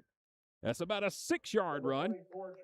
And that's just the O-line imposing their will, picking up those last 3 or 4 yards, pushing the pile. And look at those guys down there, 52, Baldino, 63. That's Johnson Anderson. 58 is down there as well. I believe 60 is down there. Yep, bending over and snapping the ball. It is 1st down and 10. Yep, that's the center, Sealy Easery. I believe. Did y'all say it? Essery. I'm going to get it right by game 10, I promise. Here's a 1st down run for Pike County. Not much of anything working on that one. It'll be a 1-yard pickup. Gray Cook, number 35, was the ball carrier that time. It's not a name you hear often on the offensive side of the ball, but Cook was able to get a yard up to the 45. Glad to have everybody tuned in tonight on our YouTube feed. If you're watching the game, feel free to drop us a comment. I've got the live chat up right now. Love to know where you're watching from tonight. Glad to have everybody tuned in for Pike County football live from Fayetteville. 2nd and 9. Tristan Ward, left side, hit from behind, and he'll take it across the 45 to about the 47, maybe the 48-yard line. And that's going to be a pickup of about 2 for Tristan. And it's going to set up 3rd, and let's call it a long 7. We would love to hear where you're watching from. I'm glad we're watching from the roof. I love being outside. You feel the energy. You hear the band. It's just a great view. Great really setup special up here. Friday night lights. Sun's almost setting over to our right. So it's 3rd down and 7 for Pike County. Here's Primo in motion. Going to go back to Ward. Left side, he's got a hole. He'll take it across the 50 to the 49 of Fayette County, but he's going to be stopped shy of a 1st down. Yeah, you could have driven a pickup truck through that hole. Great job, O-line. So now it's going to make it a 4th and about 4. Kenny Harris, glad to have you watching. Got your comment. Volumes are maxed up, sir. Thank you very much for that update. That's why we have you guys watching and commenting for us. 4th down and 4. And it's going to be Colin Bland who's going to be punting it away here. Colin tonight with a 34-yard field goal attempt. Kenny, hope that's a little bit better. If that sounds better, man, let us know. Appreciate the feedback. 4th and 4.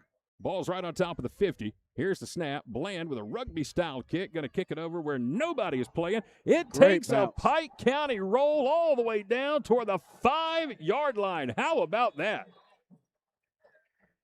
Colin Bland with a wonderful punt, and officially it's going to be marked down to the 6. All right, Tim Gonzalez, are you with us down there? I'm with you. Can you hear me? We got you, Tim. Can you see me? We got you, Tim. I have caught up with Mr. Lee Ewing, the Pike County High School band director. This is his regiment you guys are hearing all night. Lee is not only the band director, but he's also the reigning teacher of the year. A couple of years ago. Okay, but not yeah, reigning, but you're raining. always that, right? Well, yeah, sure. All right. With that. Hey, so Lee, tell me a little bit about this band. Tell me about some of the preparation and hard work that you guys put in over the summer. Oh man, where to start, Tim? So we started back on July 20th, and they have put in hour after hour. Heat, sweat, blood, tears, you name it, they're doing it. It's been hot, it's been lightning, it's been raining, but they have fought through it, and they've made it happen. They are killing it on this show that we're doing this year. It's a great show about a girl going off to war. Mama doesn't think she's going to come home, but spoiler, she is going to come home. And we're featuring the music of John Denver. It's just a great crowd pleaser. We're really excited to show it off tonight. Thankful for this good weather, Tim. And we appreciate all that y'all do at K13 because this band deserves to be shown, and y'all are killing it. This football team, we love them to death, and we are thrilled to be out here with them. Well, we are equally as thrilled to get to hear you guys tonight. I know last week was a little crazy with where we were at and the weather and all that, Yes, but sir. there is nothing like getting to have the band, the football players, everybody here just right. It Absolutely. almost feels like a home game out here tonight. It does. I mean, we are deeper than they are, I think. And Pike County travels well, and they love this band. They love this team. It sounds like they're playing some more for us right now. Well, be sure you guys come out to our first home game so you can see this show that they've been preparing for all summer Absolutely. long. It's going to be awesome. Back to you, Chad. All right, Tim Gonzalez, thank you very much.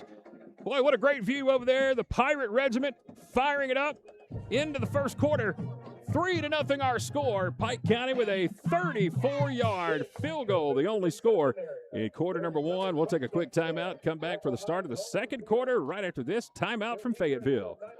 Roofing, gutters, concrete, fencing, siding, and painting. That's just a sample of the services offered by Advanced Roofing and Interiors. Advanced Roofing and Interiors is also a Master Elite certified company. Only 2% of all roofing companies in the U.S. can say that. They also offer the best warranties in the business, 25 years on labor, 50-year manufacturer warranties. If you need work done around your home, office, or church, go with the best. Advanced Roofing and Interiors. Ever thought the day would come where you could apply for a mortgage from the comfort of your living room or home office? In as little as 20 minutes, you can apply online with our new online mortgage center. So visit our website and apply today. We're an equal housing lender. First Bank of Pike. Together we grow. Member FDIC. Online at firstbankofpike.com. All right, fans, welcome back to Fayetteville. The start of the second quarter just underway. First snap of the second, and it's going to be another direct snap by the Tigers. Into the backfield again is going to be number 1, Kai McCoy. And McCoy is going to take it up across the 35, but is there a fumble on the play? Yeah, Did I miss it? Okay. The ball came out. It looked like Keelan Yates ended up with it. He's also ran off the sideline, kind of hobbling after that hit. Yeah, he got up a little gingerly, but it was Yates who recovered that fumble. All right, so Keelan Yates with an interception and now a fumble recovery. And another great spot here for the Pirates. It's going to be first down and 10, Pike County. Guys, it feels really good to be on this side of turnovers as opposed to last week against Taylor County.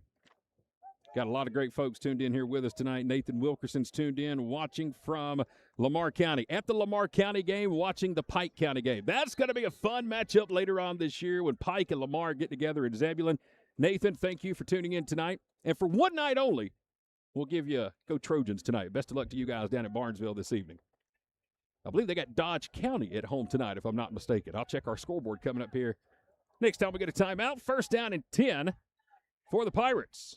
Here's a handoff to Ward. He's going to go to the right side. Now cut it right back into the 30. And he's going to be tripped up after about a 6-yard pickup. Tristan Ward running the ball hard here tonight. Yeah, this Pirate offense is really deep at running back. A lot of options to go to. Man, I think we've already seen Cook. Have we seen Cook run too? Yeah, Gray Cook has run it. Wood. Tristan's run it. Primo's run it. Primo's run it. Kelsey's run it. Yates has run it. 5 different Pirates have run the ball so far tonight. Weapons everywhere. So it's going to be 2nd down and 4. Nice breeze blowing in here in Fayetteville. Gorgeous field, nice stadium. Good crowd here with us tonight. Colin Bland going wide out. Here's Ward in motion. Going to give it to Ward on a little sweep to the right side, and Tristan's got a 1st down inside the 25, down toward around the 23, 22-yard line. It's Jebediah Johnson, number 5, who's going to make the stop here for Fayette County. And it'll be another 1st down here for the Pirates. 11-17 to play in the first half. Only score so far was a 34-yard field goal. That was by Colin Bland on the Pirates' first drive of the game. They took it all the way down to the 13, and all they could do was get 3 on the board. 1st down and 10 here. And a whistle and a flag. And that one had disaster written all over it. Going to have a offsides call against Fayette County, so that's going to give us 5 free yards. Hey, let's get our first scoreboard update of the night, presented by Express Sanitation Services. A final from last night in Columbus. Shaw was able to shut out Upson Lee 21-0. That was a Thursday night final. Spalding is leading Lakeside DeKalb. That's a second quarter score, 14-0. They're playing it over at Griffin Memorial Stadium. And early on, no score from Monticello. Mary Persons and Jasper County going at it tonight over in Monticello. Again, those scores brought to you by Express Sanitation Services. Be a 1st down and 5 for the Pirates here on the 17-yard line. There's Ward in motion. Going to go to Kelsey, though. A little misdirection. Inside give. Wow. Kelsey inside the 5, and he's going to get it all the way down toward the 4-yard line. Another 1st down run by the freshman, Jace Kelsey, our player of the game from last Friday, is going to set the Pirates up 1st and goal from the 4. What a run by Kelsey. Showed that strength, the number 24, just running. We got Roger tuned in tonight. He's watching in Meansville this evening. Glad to have Roger on. Blake Ward, class of 25, was watching. 1st and goal, Pirates. 11 minutes left, 2nd quarter. And looks like we're going to get a timeout taken here by Coach Holmes before the 1st and goal play. Gives us a moment to say thank you to a couple more of our sponsors here in 2026, and one of those is our good friends over at Pike Pools in Zebulon. Big thank you to Pike Pools, and they want to remind you while you're cheering on the Pirates this season, start planning your own winning backyard with Pike Pools. At Pike Pools, they specialize in custom in-ground swimming pools and offer free water testing, chemicals, and more at their pool store located in Zebulon at 9829 Highway 19. And remember, when you build with Pike Pools, you score big because every pool comes with a 10% discount in their pool store. For more information, be sure to visit PikePoolsGA.com and make sure you give them a follow on Facebook. Glad to have Pike Pools on board with us. Glad to have you here with us tonight as well. K13 Media's live coverage of Pirate football in 2026, presented by Childress and Justice Injury Attorneys. We've got 11 minutes and 1 second remaining on the clock in the 2nd quarter. Pirates trying to punch it in as we zoom in tight on the offense. Ball sitting right there on the 4-yard line. Great camera work again by Michael Penn here this evening. 3-0. Pike County leads. Trying to punch it in from 4 yards out. O'Connell's the quarterback. Kelsey in the backfield. So Kelsey goes right back up the middle here. Here's O'Connell under center. Primo in motion.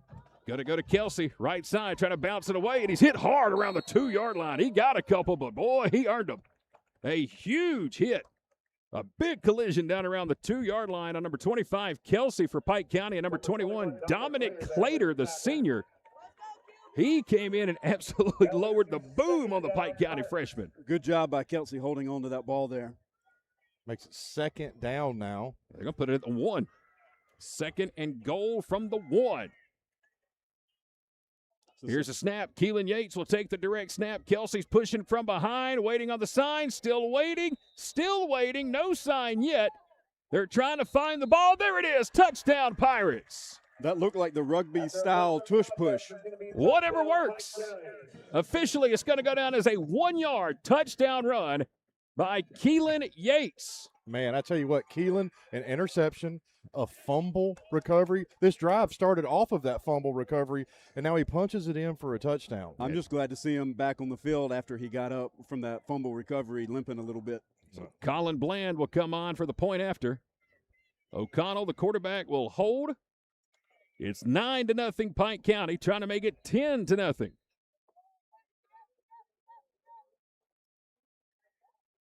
Here's Bland. Good snap, good hold. Kick is up, and the kick is blocked at the line of scrimmage. So the point after will be no good, but it's still a touchdown. 9-0 our score with 10:20 to play in the first half. Let's see if we can go back down and try to find Tim Gonzalez. Tim, do you have us? I do. Do you have me? We hear you, but Tim, you're going to have to dance or jump or do something down there. I'm trying to get back over here with some of the cheerleaders, but There I he can't is. get anybody to talk to me. They're running. Oh, they're all scared. Hey, they're fired up. We just scored a touchdown. The extra point didn't work out, but they're doing their thing. I told them we're going to get them tonight. I mean, there is nothing like having them down here on the sideline fired up. Yeah, they look good. They sound good down there. Tim, we were able to find you. Great job down there. Great look at the cheerleaders down there, too, on the far side of the field. A 1-yard touchdown run by Keelan Yates. Man, Well, at the end of the game tonight, we're going to give out the award for our player of the game, presented by Pike County Sheriff Jimmy Thomas. And I'm not saying it's been decided yet, but somebody better step up in the second half if they want to challenge Keelan for that award tonight. That's right, man. Keelan is coming hard today. Certainly is. He is, again, 2 turnovers already, a touchdown run, played some break-up defense at corner, has put on some good hits. I mean, now here in the second quarter with 10 minutes and 28 seconds left, Yates has shown up to play, as has really the rest of the Pike County football team. I'll tell you who's in second for me, and that's Colin Bland, number 13, having a great night. He's got it teed up here. Short little pooch kick and a fair catch going to be taken back around the 29-yard line for Fayette County. Number 1, Kai McCoy, the junior, there on the fair catch. All right, let's go give you some more scores from our Express Sanitation Services scoreboard here tonight.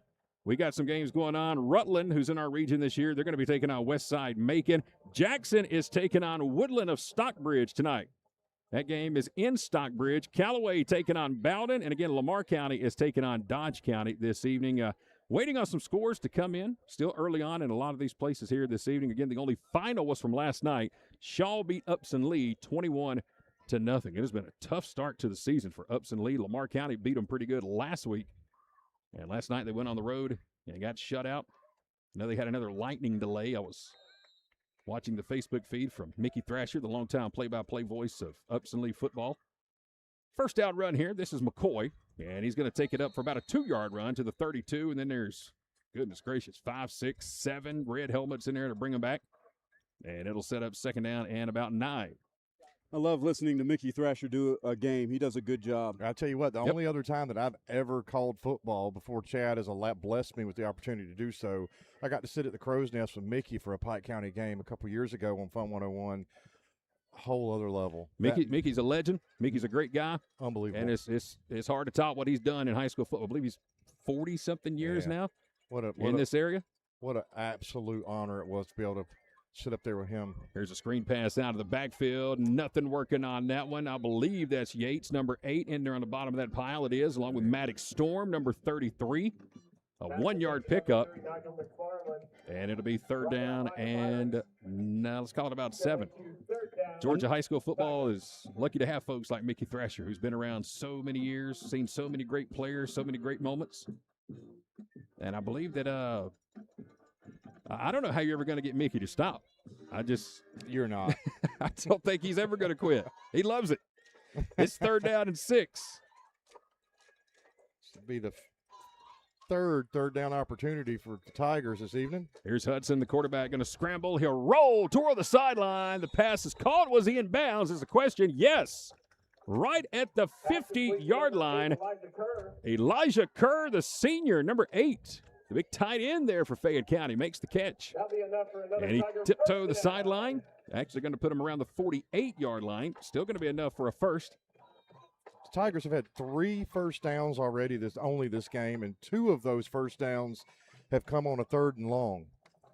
So it's 1st down and 10 now for Fayette County. We have 8:39 to play in the second quarter. Here's Hudson under center. They'll put a man in motion, hand it off up the middle, across the 45, down near the 40-yard line, and did that ball come loose? The ball is loose. The Pirates have it. It's another fumble recovery. Is that Lennox Cooper? It is number 64, Lennox Cooper. There he is. Thank you, Lennox, for saving me, buddy. Coming with a big play here in the second quarter. That ball popped out at the end of the run. Fayette County is trying to argue that the back was down by contact. The officials are now going to get together and talk it over. At the moment, and they're going to change the call. Oh, man. They will say that the back was down and that the field forced the fumble. Well, let me tell you guys, I don't know if you remember a game that we played last week around the 40-yard line. There was a hit put on by Roger Colquitt that was clearly, after video evidence, showed that was a fumble. Maybe we go back and let's just say the officiating got it right tonight, and the Tigers we're really supposed to get another chance here. 1st down and 10. Our defense did a great job trying to pull that ball out, and I think they did. So there's no fumble, and it's 1st down. Yep, 1st down at the Pirate 41-yard line. 9-0 Pike County. 8:13 to play, second quarter. Denny Hudson is the freshman quarterback. Play action, he wants to throw. Lennox is being held, no flag. Pass is thrown. There comes the flag, but I think it's going to be on the Pirates. I think they're going to call Gray Cook with a personal foul, even though number 64, Lennox Cooper, was being held by his jersey in pursuit of the quarterback. It looks like it's going to be the Pirates who are going to get hit with the flag. Yeah, that was actually appeared to be a clean hit by Cook as he was coming up and caught the right arm, right side of the quarterback. It looked like he was within that timing window they give you to hit the quarterback. The ball had just come out. Let's check the call. Indeed, it is a personal foul, roughing the passer against Pike County. Well, they completely missed the hold, but somehow they see the roughing the passer. And credit to Cook, that was a big hit. Sometimes that gets that flag out of the pocket when it's a violent hit, even though it looked like it was within time. Man, that is back-to-back plays that have not gone good for Lennox Cooper. The fumble recovery should have gotten the call there for being held, but instead, the second roughing the passer penalty of the night for Pike County. And it's going to give Fayette County great field position all the way down to the Pike 26. 8:01 to play, second quarter. I'm not sure what Gray Cook's supposed to do in that situation right there. Here's a handoff, little inside give. It's going to be another nice run by Fayette County. All the way down near the 15-yard line is Noah Bonner, number 10. In there on the stop, Keelan Yates, number 8, along with number 12, Jay Hines, the junior. It's going to be close to the 1st down marker. Let's see if they give it. Yep, they will. They're saying move the sticks. He needed 10. He got about 10 and a half. So 1st down Fayette County now at the Pike County 16-yard line. Fayette is driving, trying to get on the board. Watch Tumlin, number 2. He's in the backfield. They'll put Bonner in motion, going to go to him. Bonner off the right side, breaks one tackle. He's on inside the 10.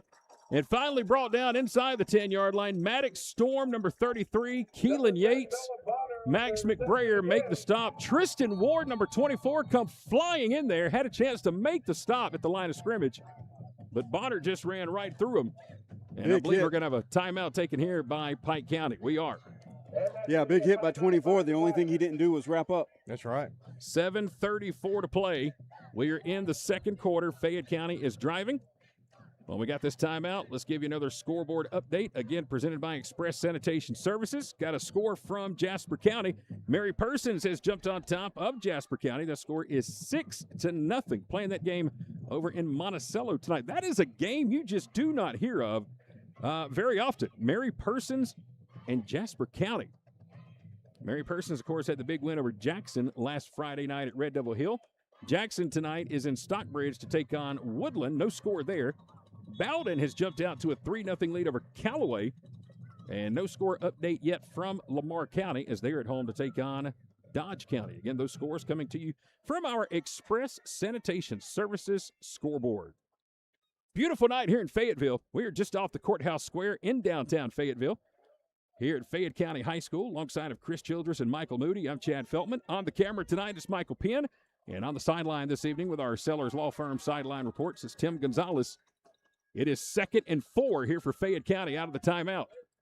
They've got the ball inside the Pirate 10. Trying to get on the board. Handoff, right side, one tackle broken and an easy touchdown. Too easy for Harold Pittman, number 11. Yeah, the misdirection really got our defense on that play. Pittman takes it in from 9 yards out with 7:34 to play in the second quarter. It's now a 9-6 ball game with a point after coming for the Tigers. These Fayetteville fans have really come alive off that touchdown. Fayette County special teams out on the field. Point after coming to try to make it a 9-7 ball game. 9-yard run by number 11, Harold Pittman. And now the point after. Good snap, good hold. The kick is up, and it's right down the middle. And it is now 9-7. Yep. But I tell you what, both these teams now, Chad, if they've had the opportunity to get 3 drives under their belt, Pike County's their 3 drives. They've had their first drive was 9 plays. Well, the Tigers' first drive was 9 plays. It ended in interception. Then they had a 3-play second drive that ended in a Yates fumble. And then they had this drive at 7 plays that ended in a touchdown. Go ahead.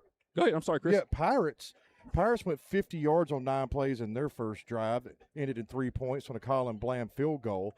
Then there was a 6-play, 22-yard drive that ended with a 45-yard punt from Bland. And then their third drive, 6 plays, 36 yards, and a touchdown punched in by Yates. And we're getting ready for the kickoff, and we got a couple of score updates here on our YouTube channel right now. It's tied in Monticello. Jasper County has scored a touchdown 7-7 with Mary Persons. It's also tied in Barnesville, 13-13. Lamar County and Dodge County late in the first half. Thanks to everybody tuned into our broadcast here tonight, giving us score updates throughout the evening. We're glad to have you on board. K13 Media's live coverage of Pike County football, presented by Childress and Justice Injury Attorneys. 9-7, Pirates on top, getting ready to take the kickoff as the sun sets here in downtown Fayetteville. Can't wait to give you a shot of this sunset here in just a moment. Here comes the kick from the 40. It's an onside kick, and it's going to be taken by the Pirates at the 50-yard line. Well, somebody watched some film from last week's game. Fayette County gave it a try. But Kaysen Bowes, the freshman, in there to show the good hands. And he'll set up great field position here for Pike County. Michael Penn, let's give him a shot of this Fayette County sunset here tonight. Looking over toward the Peachtree City area. Look at that. The purple, the orange here this evening. Great shot. That's what it looks like here in Fayetteville, Georgia on a Friday night. Beautiful sunset, beautiful night for some football. It's a warm night. It's muggy, but we'll take it. Got a great view here tonight. High atop the press box, right at the 50-yard line. Great camera shot there from Michael Penn, our camera operator here this evening. First down and 10, Pirates with new life at midfield. Handoff going to go to Yates. Keelan off to the right side. He's going to get hit from behind after about a 3 or 4 yard run. And it's going to set up second down. This drive is a great opportunity for Pike to reclaim the momentum in this game. 7:15 to play in the second quarter. Coming up at halftime tonight, we'll bring you our Pike Regiment halftime show presented by Henson's Outdoor Services. We should be in store tonight to have 2 great band performances. Fayette County came in tonight marching, and they're getting warmed up down in our end zone to the left. Pike County's band will hit the field first tonight. And looks like we're going to have I hear a whistle. I heard a whistle. Here's a toss to Primo in the backfield. He's hit, and he breaks a couple of tackles. Elijah Primo will get back to the line of scrimmage and across the 45 to the 44. All that for about a 1, maybe a 2-yard run. That whistle I was hearing was from the band. I heard it too, yeah. They were striking up the band, right. Yeah, but it sounded like an official on the field. Make sure I wasn't losing my mind here. It is going to be 3rd down and 4. 4.5. I think this is my notes are correct. This is only the second 3rd down opportunity tonight for the Pirates. There's Jace Kelsey, big number 25 in the backfield. The freshman. 3rd down. We'll hand it off. This is going to be Yates trying to get outside, and he's going to be tackled for a loss in the backfield. An open field tackle. Great play from Fayette County. That is going to be number 9, Rodney Hardnett, the senior. And that's going to be fourth It's down. rare that the first guy brings down number 8, Keelan Yates, but it happened that time. Good job by number 9 for the Tigers. Shot him right by the shoestrings. Well, after a touchdown, Pirates are going to come out and punt after 3 plays, starting at the 50-yard line. Well, that's the first 3 and out for us tonight. And it's going to bring on Colin Bland. I believe this is going to be the first time we've seen Bland punt this season. No, he punted earlier. Did he punt earlier? In the second drive, he had a 45-yard punt that finished right there close. That's right. That rolled inside the 10-yard. Yeah, that's right. I was just making sure you were paying attention. Look, I'm doing the best I can with what I got. Thank you. Thank you. So second punt of the night for Bland. No pressure at all. Another nice kick over on the far side. This one also will take a Pike County bounce from the 20. Wow. And it's going to roll all the way down near the 10-yard line. How about that? 2 punts tonight for Colin Bland, and both of them are stopped down at the 10 or inside the 10. At some point, the Fayetteville coach is going to tell number 1, Kyle McCoy, to come up and try to catch that because those rolls have been incredible for Pike County. I have that down as a 40-yard punt, so a 45 and a 40-yard punt tonight for Bland. Hey, Timothy Jones says the sunset here in Fayetteville looks just like the sunset in Williamson tonight. Lindsay Matthews is watching from Myrtle Beach, South Carolina tonight. Says she's excited to see the band coming up at halftime. Lindsay, glad to have you on board here with us tonight. Not going to lie, a little jealous. I love high school football, but I love the beach more. Hope you're enjoying Myrtle Beach. 2 men near and dear to my heart, watching from Zebulon, Terrell, and Ted Moody. Love you guys. First down at 10 for Fayette County. 5:07 to play, second quarter. They'll put Bonner in motion. He's got it off to the left side, and he's going to get maybe a yard, and that's it. And trying to get a number on the bottom of the pile. That's Johnson Anderson, number 63. He was in here to make the stop. Gray Cook, number 35, also got in here. I just realized my binoculars were over in my bag. I'm sitting here like I'm missing something. What did I forget? As if you don't have enough stuff up here already. All right, I got to go make a stop here in just a moment. Unless one of you fine gentlemen want to go grab them for me. We've got 4 minutes and 38 seconds, Chad. Can I make it? You know, we're winning. All right, I'll hold on. We're up 9-7. I think I like the – let's don't mess up the mojo. All right, 2nd and 9 from the 12. Hudson swings it out of the backfield on a little screen. Pirates are all over it. Uh-oh. The receiver's going to reverse the field and going to take it up across the 15 to about the 16 or 17-yard line. That's Kai McCoy, number 1. He was able to hit the brakes, and a big-time block was made on one of our Pirate defenders, and Michael Moody, he is still down. Number 12, Jay Hines, took a hit that he did not see coming, and that is not something that they're supposed to let go, but no flag on that play. Yeah, Hines is still down. The trainers are going to come out. All right, gives us a moment to take a quick timeout. Gives me a moment to go get my binoculars real quick. It is Pirate football tonight live from Fayetteville right here with K13 Media. Ever thought the day would come where you could apply for a mortgage from the comfort of your living room or home office? In as little as 20 minutes, you can apply online with our new online mortgage center. So visit our website and apply today. We're an equal housing lender. First Bank of Pike. Together we grow. Member FDIC.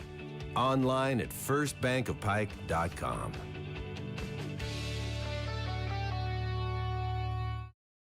Top-rate electrical repair and installation can make all the difference in your home or business. That's why you need the best in the business. Enlightening Electric. They're available 24/7. Licensed, insured, and bonded, and provide the very best electrical services. See for yourself. Just one click to enlighteningelectric.com will show all the services they offer. Free estimates are also available. Experience and expertise. It's not just electric, it's Enlightening Electric. And as we come back to the action on the field, number 12, Jay Hines, getting up slowly, still being attended to. And credit to the GHSA officials tonight who got together and got the call right. We're able to review, so good job. And we're glad to see Jay Hines up on his feet now. That was a really nasty hit he took as the receiver there for Fayette County was cutting back across the field. He never saw that hit coming. He was blindsided, and there's also a flag down on the field too, guys. Yeah, the flag's now going to come in. That's what they got right. GHSA got together after all that and realized that was a blindside hit and a personal foul on the Tigers. So there, it looks like they're going to push them back off that personal foul to the 5-yard line. So I got good news. I went and grabbed my binoculars. You can see now. The bad news, I grabbed the wrong binoculars. Well, those are some massive binoculars that you have there. Chad, how many binoculars do you have, buddy? I have 4 pair. I've got 2 with me. These things are gigantic. Ray Charles could see through these. They are incredible, but they are so blurry. I can't get them to line up just right yet. I'm working on it. I do know one thing, though. That ball is sitting right in between the 5 and 6 yard line for Fayette County. There is 4:11 to play here in the second quarter. It's like 2nd down and 16. This is Hudson, the quarterback, the freshman. He'll take the snap right on top of the goal line. Pressure coming. He's hit. Got a scramble. Gets rid of it. And it looks like it's going to be an incomplete pass. Pressure coming from the Pirates. Maddox Storm. Number 33 was in there. Also number 44 for Pike County. First time we've called the name tonight of Bray Turner, another junior for the Pirates. And if you were wondering if there's anybody in the area as he was trying to get rid of that ball, I do think number 1 for the Tigers was somewhat in the area to prevent that from being a safety as he threw that ball out of the end zone. Great pressure by our defense. At this part of the field right here at the 4, you're going to see their ears pinned back. So we have a 3rd down and forever. Yeah, this is 3rd and about 16. Here's the snap. Handoff up the middle. That ball looked like it may have come loose. It did. And the quarterback, Hudson, had a fall on it at the 4 yard line. Bad delivery there from Hudson, the freshman quarterback. And now it is going to set up 4th at about 17 yards. And Fayette County is going to punt this football, and they are going to be deep in their own territory. Great job by our senior linebacker, number 33, Maddox Storm, in on that play. Good to see us stop a 3rd down. 3rd and forever. That got us last week. And it's going to be number 1 who's going to come out and punt it here for Fayette County. It's going to be Kai McCoy. McCoy is 9 yards deep in his end zone.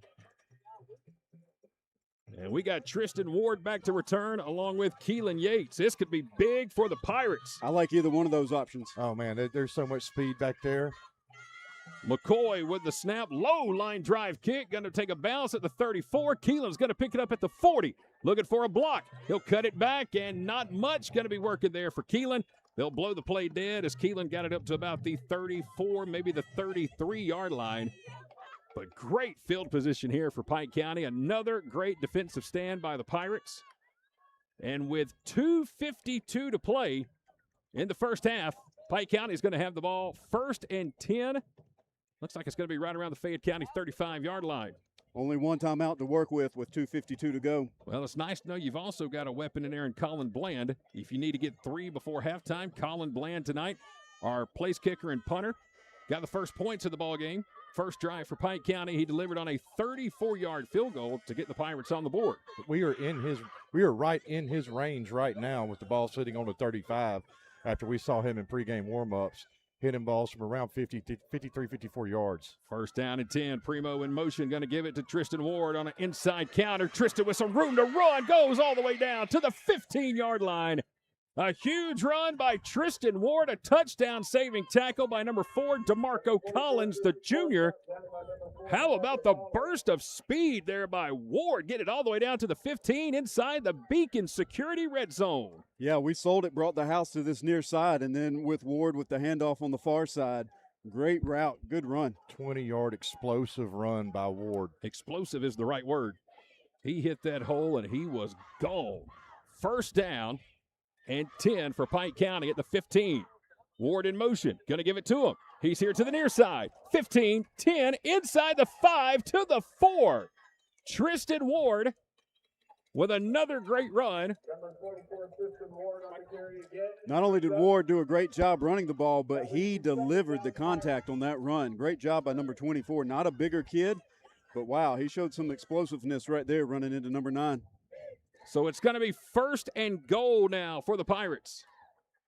We have got the ball at the Fayette County 3-yard line. The clock ticks with 2:08 to play in the second quarter. You'd like to see how many plays they want to run here to see if they can get some time off the clock.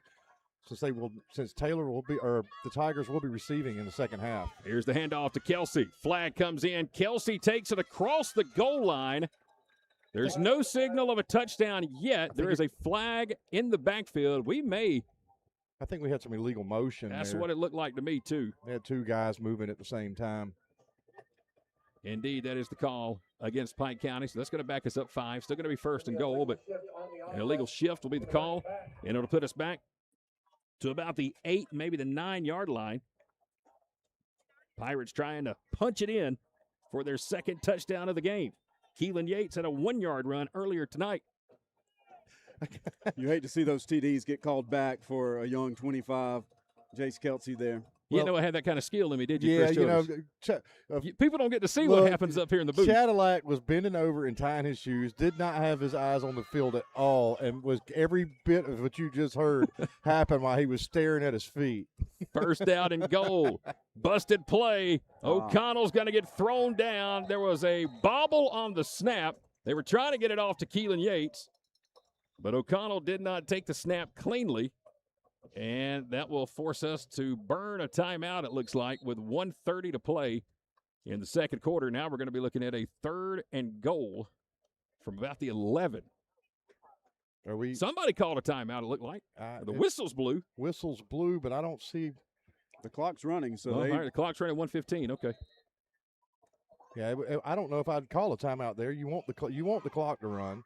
Maybe you try to throw something right here. 1:05 to play, 3rd and goal from the 11, and O'Connell trying to get Fayette County to jump off sides. 8 on the play clock. O'Connell under center. Play action. Rolls to the near side, throws to the end zone, underthrown, but the ball is going to be caught. Touchdown, Wow. Pike County. How about the throw from O'Connell into the end zone to Cash Reeves, and a Pirate touchdown with 49 seconds left in the second quarter. Great hands shown by number 5, just a junior. I can't wait to see what he develops into because he looks really good this year. That ball looked like it was going to be underthrown, possibly even intercepted. Cash Reeves came cutting across, made a sliding catch for the second touchdown of the night for the Pirates. That was huge. These Fayetteville fans and the players had a little life and momentum, and that really just sucked the air out of this Fayetteville sideline. Well, I like to see O'Connell being able to get a touchdown pass in. That may take a little pressure off of him, as there's going to be another blocked extra point. Yeah, that's our second time tonight we've had the point after block. That keeps it a one-possession game. Another touchdown, this time from 11 yards. Braden O'Connell to Cash Reeves. Put 6 more on the board, and now it's 15-7. Pike County leading with 49 seconds before halftime. Coming up at halftime tonight, we will have our halftime show live from Fayetteville, presented by Henson's Outdoor Services. Big shout out to Jonathan Henson and the crew for all your outdoor service needs. Be sure to contact Jonathan at Henson's Outdoor Services, local in the Pike County area.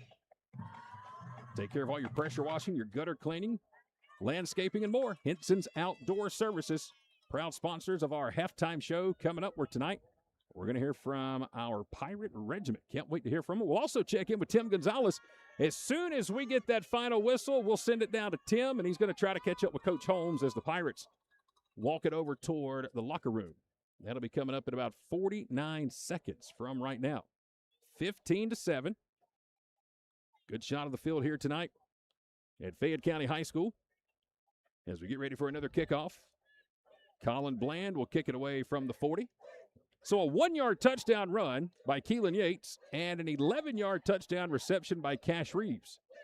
And a 34-yard field goal by Colin Bland. That's the scoring so far. Again, 2 extra point attempts have been blocked tonight for the Pirates. And now Bland's got it teed up at the 40. Waiting on the whistle to kick this one away. With 49 seconds remaining in the first half. Bland's got it teed up. There it is. Another short kick over there in no man's land. Looked like a fair catch was called, and indeed it is. It was one of those kind of, I think a fair catch. Let me kind of throw my hand up, my Kai McCoy. I tell you what, man, Bland just looks so good doing whatever he wants to do with that football off of his foot. I know he's missed a couple extra point attempts. And can't really put that on him. Yeah, and Tigers at that distance, the kick, they're not sure what they want to do with the ball. That's right. They've had some room to return, but it's been a fair catch every time. Well, let's see what Fayette County wants to do right here. We've got 46 seconds left on the clock. They're going to be able to get the ball back to start the second half. You got Keelan Yates and Colin Bland, both back here in the secondary, ready to take away any pass attempt. Again, the quarterback, Denny Hudson, is number 18. He's a freshman. These Tigers already been known to get rid of the ball. Yates has a fumble recovery, has an interception. Cooper almost recovered a fumble earlier. Tight end to the right side of the line here for Fayette County, and now a whistle And a timeout taken by Coach Holmes. That's a third and final for Pike County. It looked like we had a man coming on late. We might have taken the timeout there to get set up properly. That gives us a moment to take a look at our out-of-town scoreboard, presented once again by Express Sanitation Services here tonight. Let's see, 21-0 Spalding over Lakeside DeKalb. They're playing that one at Memorial Stadium in Griffin tonight. Speaking of Griffin, the Bears are on the road in Atlanta to take on the Jackson Jaguars. It is no score in the first quarter. Mary Persons in Jasper County, 7-7 was the last update we had. Westside Macon on top of Rutland, 14-7. Also this evening, we've got no score reported. Jackson and Woodland of Stockbridge. Bowden has jumped out to an 11-0 lead over Callaway. And the last score update we had from Barnesville, it was 13-13, Lamar County and Dodge County late in the first half. If you've got score updates for us, please feel free to drop them on our YouTube chat. We'd also love to know where you're watching from tonight.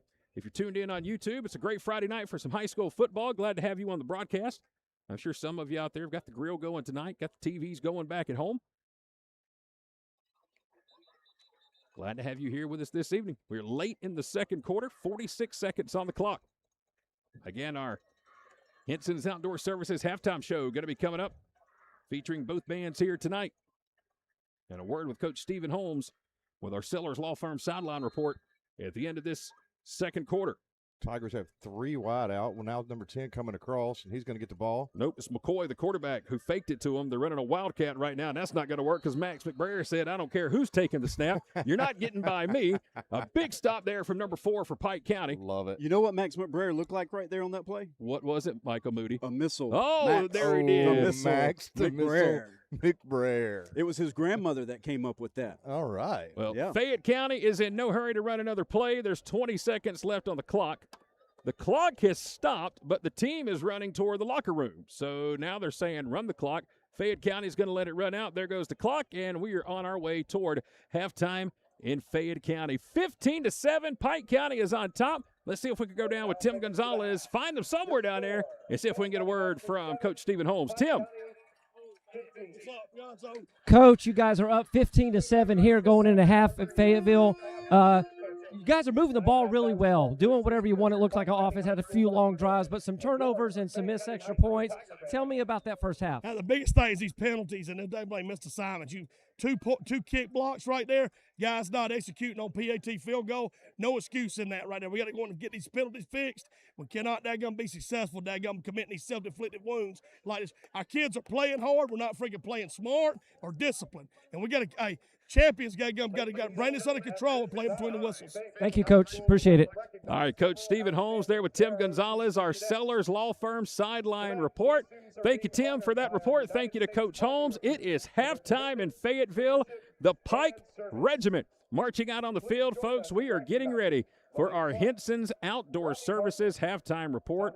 Want to welcome you to halftime in Fayetteville. And again, a big thank you to Jonathan and the crew at Henson's Outdoor Services. They are the sponsors of our halftime report tonight and all season. And don't forget, with Henson's Outdoor Services, they are locally owned, a lawn care company offering mowing, pine straw, and gutter cleaning. On time, dependable, and detail-focused. Book today. Your home will thank you. And remember, your lawn's messy, your gutters, well, they're even worse. Get them clean before those leaves start falling today. Henson's Outdoor Services, proud sponsor of Pike County Pirate football.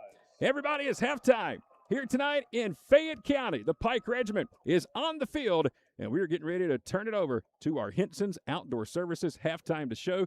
15-7 our score. We're back right after this halftime performance.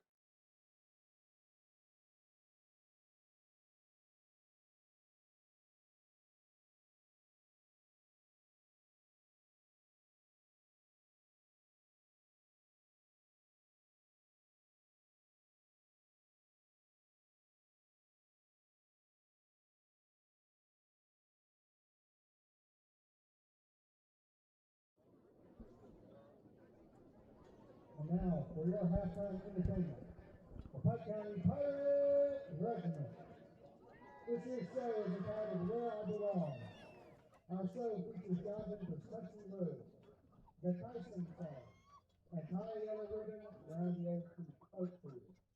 And tells the story of the dog that sent off the world with dramatic heartbreak and an eventual resurrection. Tonight we will feature our soloists Ashley Toss and Lily Keats as our mother and daughter. And the constant Gordy, Tyson Elgin, line and throw off as our instrumental solo. The Fire Regiment would like to thank our superintendent, Mr. Shane Williamson, as well as principals, Mr. Jack Kohler, Dr. Lindsey Budgie, and Mr. Michael Page, as well as our acting director, Paul Moore. The Regents would also like to thank the amazing regiment parents for our heart and soul.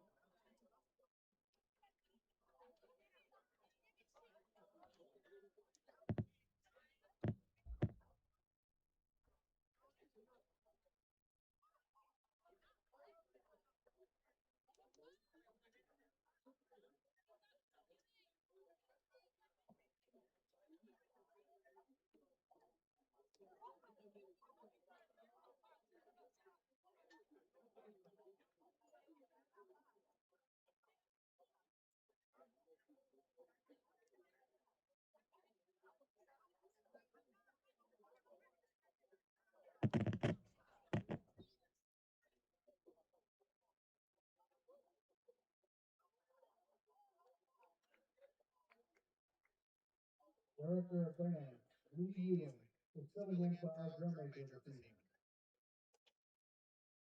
Is your band ready?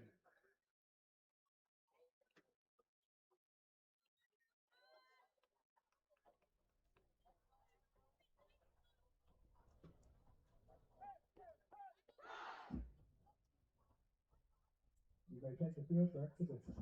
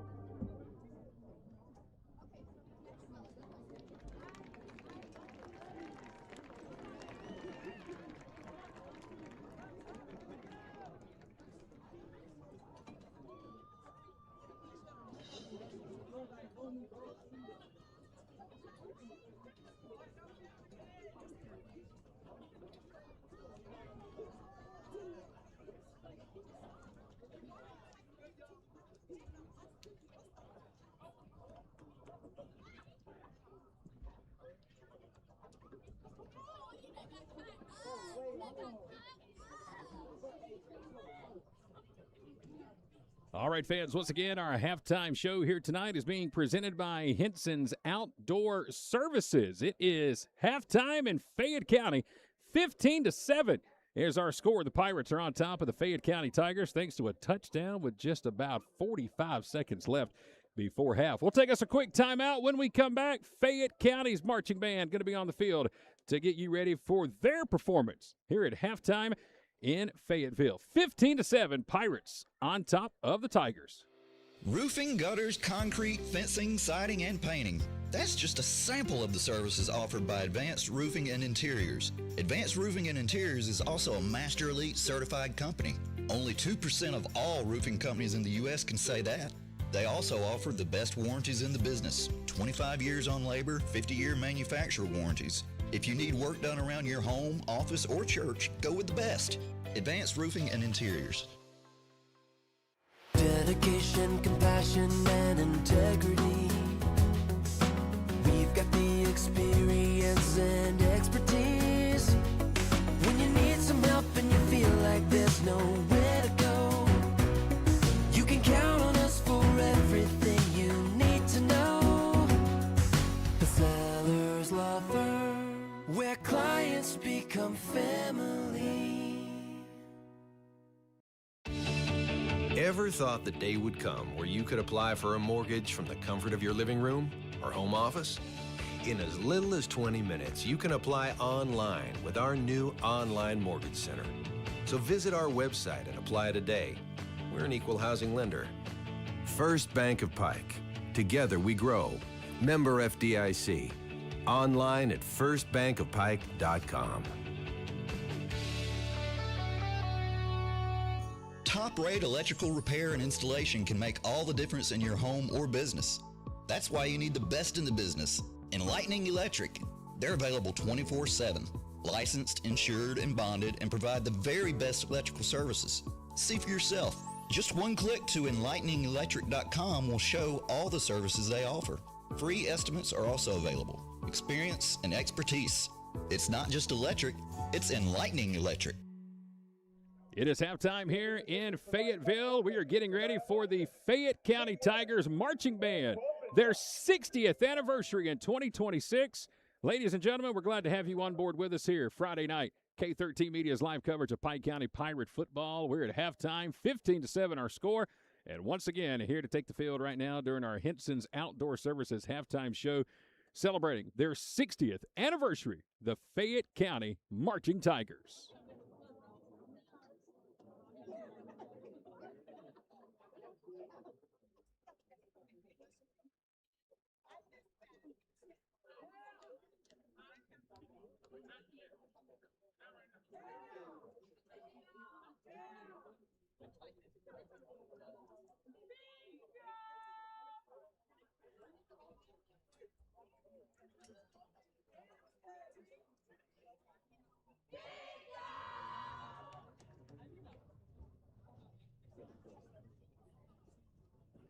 Drum majors and Anna Watson, Wheat Wang, and Cole Bishop. Is your band ready?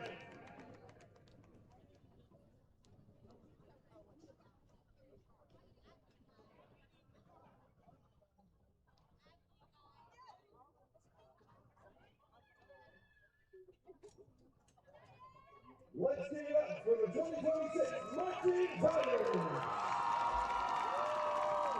The Marching Tigers will be performing Movement 1 and 2 of their 2026 field show titled Blue.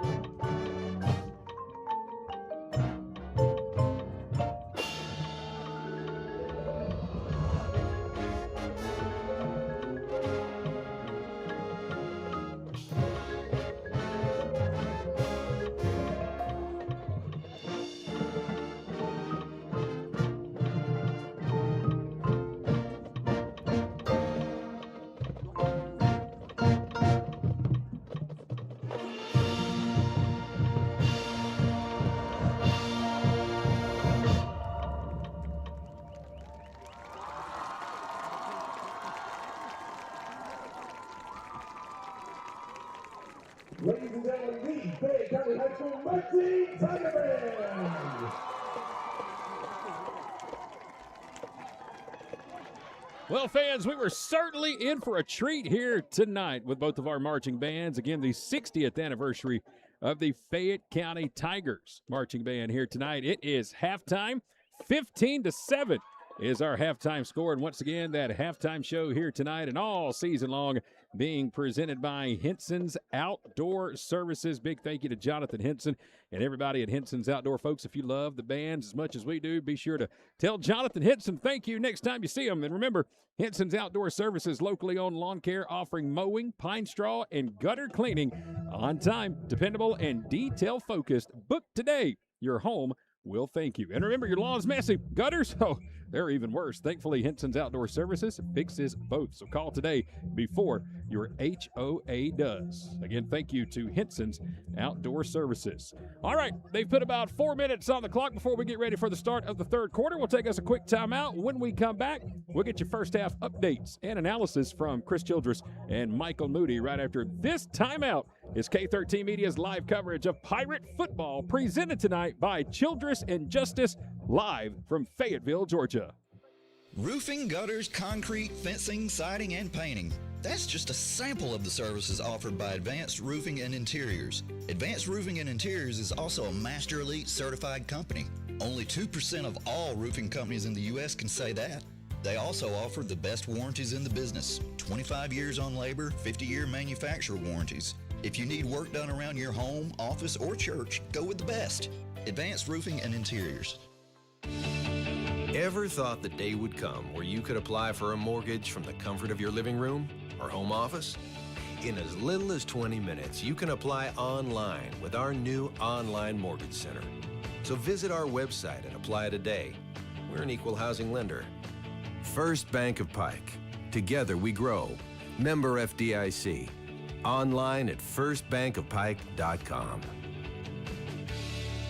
15-7 is our halftime score right now. Pirates on top of the Fayette County Tigers as we welcome you back inside the Advanced Roofing and Interiors broadcast booth here high atop the press box at Fayette County High School alongside of Chris Childress and Michael Moody. I'm Chad Feltman with K13 Media. Michael Penn on the camera for us tonight. Tim Gonzalez down on the field. And gentlemen, another entertaining first half of football. Other than a couple of block point afters, I kind of like what I saw offensively and defensively in the first half. Yeah, you know, you say that, and while we got to listen to some really good bands play, that was really fun to hear through the headsets. I don't think the Pirates heard the bands play during halftime. The way Holmes came off that field talking about cleaning things up after we came off the field with a lead and looked pretty good, I think we're going to come out and look a lot better and just ready to fight and bust through some brick walls. I dare you to find a coach that gives a better halftime interview than head coach Stephen Holmes. His passion, and I'm going to quote him, we're going to clean up these daggum penalties and these daggum mistakes, and I think we're going to see a much better improved second half of the Pirates. 11 first downs, Chad. That's how many we had. We were moving the ball down the field. We had almost 3 turnovers with the Cooper, if that had turned out to be one. I mean, a couple turnovers on the defense.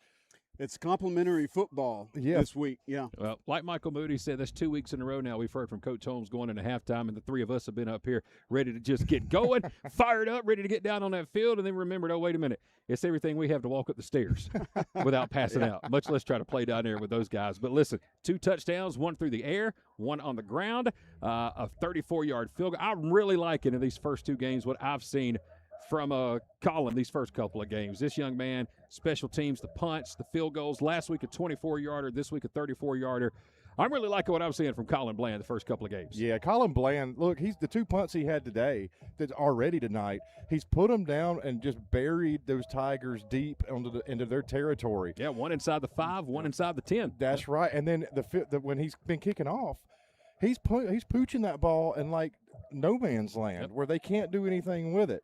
So everything he's doing is just tactical.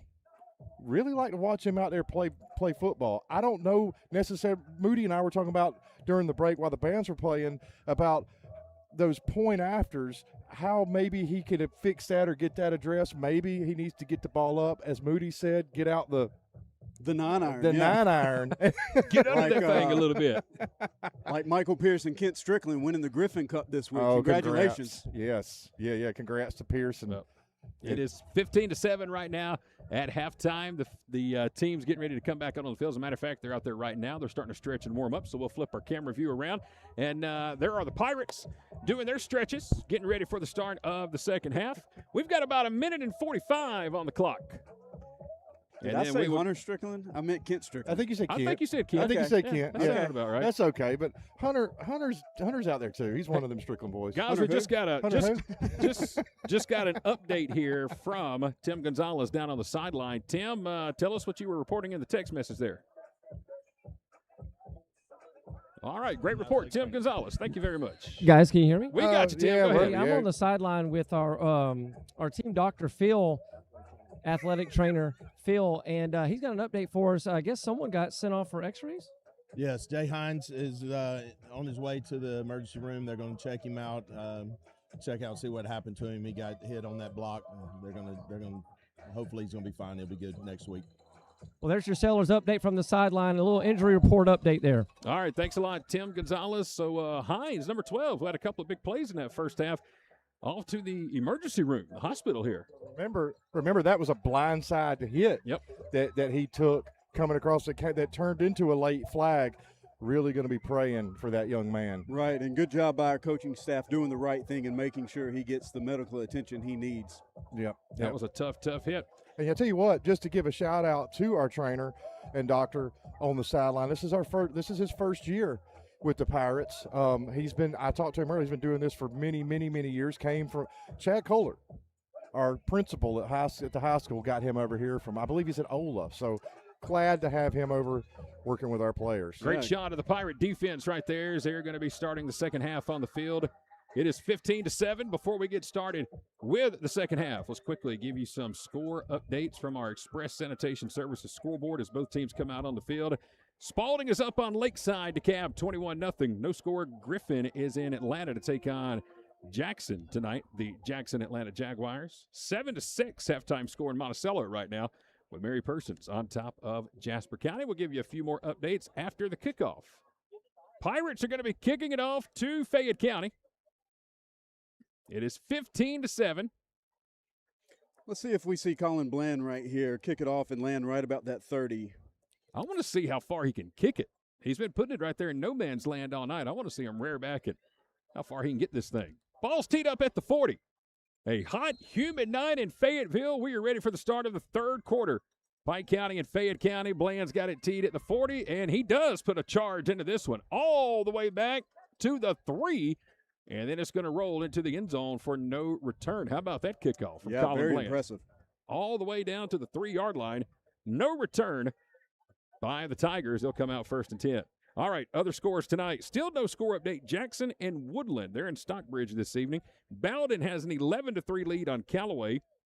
And Crawford County on top of Georgia Military 6-4. Manchester on top of Sly County 28-0. Again, those scores coming to you from our Express Sanitation Services scoreboard. If you got a score update for us, feel free to drop it on our YouTube live chat. We are watching that live chat here tonight. Got it pulled up right here beside us.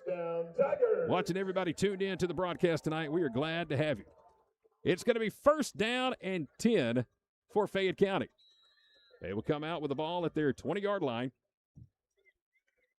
First play of the third quarter is going to be a handoff, and it's not going anywhere because for the Pirates in there in the backfield again is number 44, Bray Turner. Second time we have called his name tonight. That is a 4-yard loss. You love seeing that many red helmets around the ball on defense. They're doing a good job playing as a unit tonight. Boy, Turner came in there and just exploded into the backfield. So a 4-yard loss to start quarter number 3.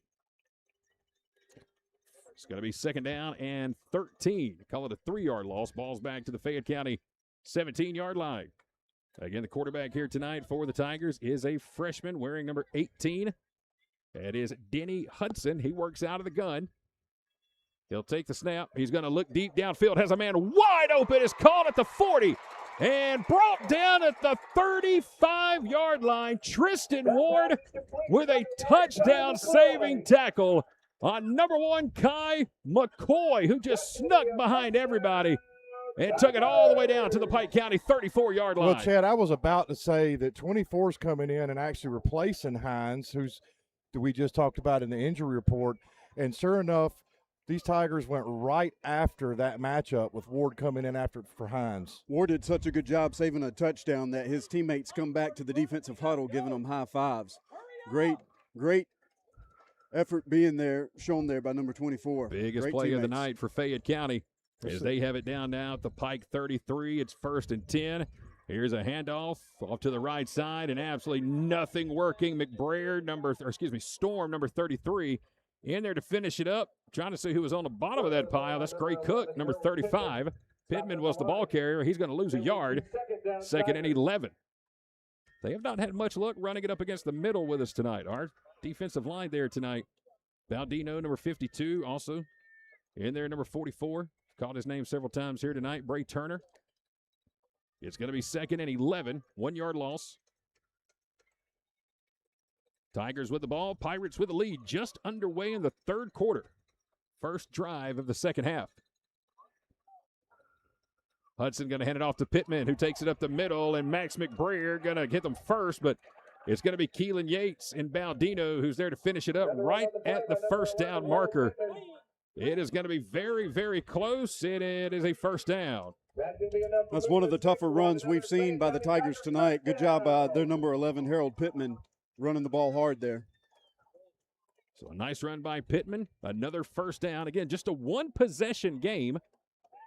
Pirates have had 2 point after kicks blocked tonight. That's why it's only a 8-point lead. First down again for Fayette County. They're just outside our 20. First possession of the 3rd quarter. They're going Wildcat once again. Hit it a backfield. Oh, there's a missed tackle by Turner. But not much working after Turner misses it. There's 3 or 4 red helmets in there to bring down the ball carrier. And that is going to be number 1, Kai McCoy. Boy, Turner came in, number 44, and just he slipped right through his arms. Would have been another stop in the backfield for Turner. And it's going to be 2nd down and 10, no gain. 9:17 to play. 3rd quarter action from Fayetteville, Georgia. Game number 2 of the season. Next Friday night, the Pirates are off. We get a bye week. And then after that, it is our home opener at the Boneyard on September the 11th. Another Wildcat formation as Kai McCoy, number 1, is going to take the direct snap. And now he'll hand it off up the middle with some room to run into that secondary. Are the Tigers still moving and finally being brought down? Max McBrayer, Maddox Storm in there to finally bring down number 4, DeMarco Collins, the junior. Run on the play by number 6, Ja'Kai Warner. Actually, they're going to say that was Ja'Kai Warner, number 6. Warner got 9. It's going to be 3rd and 1. Ball is right at the Pike County 14-yard line. 3rd and 1 for Fayette County.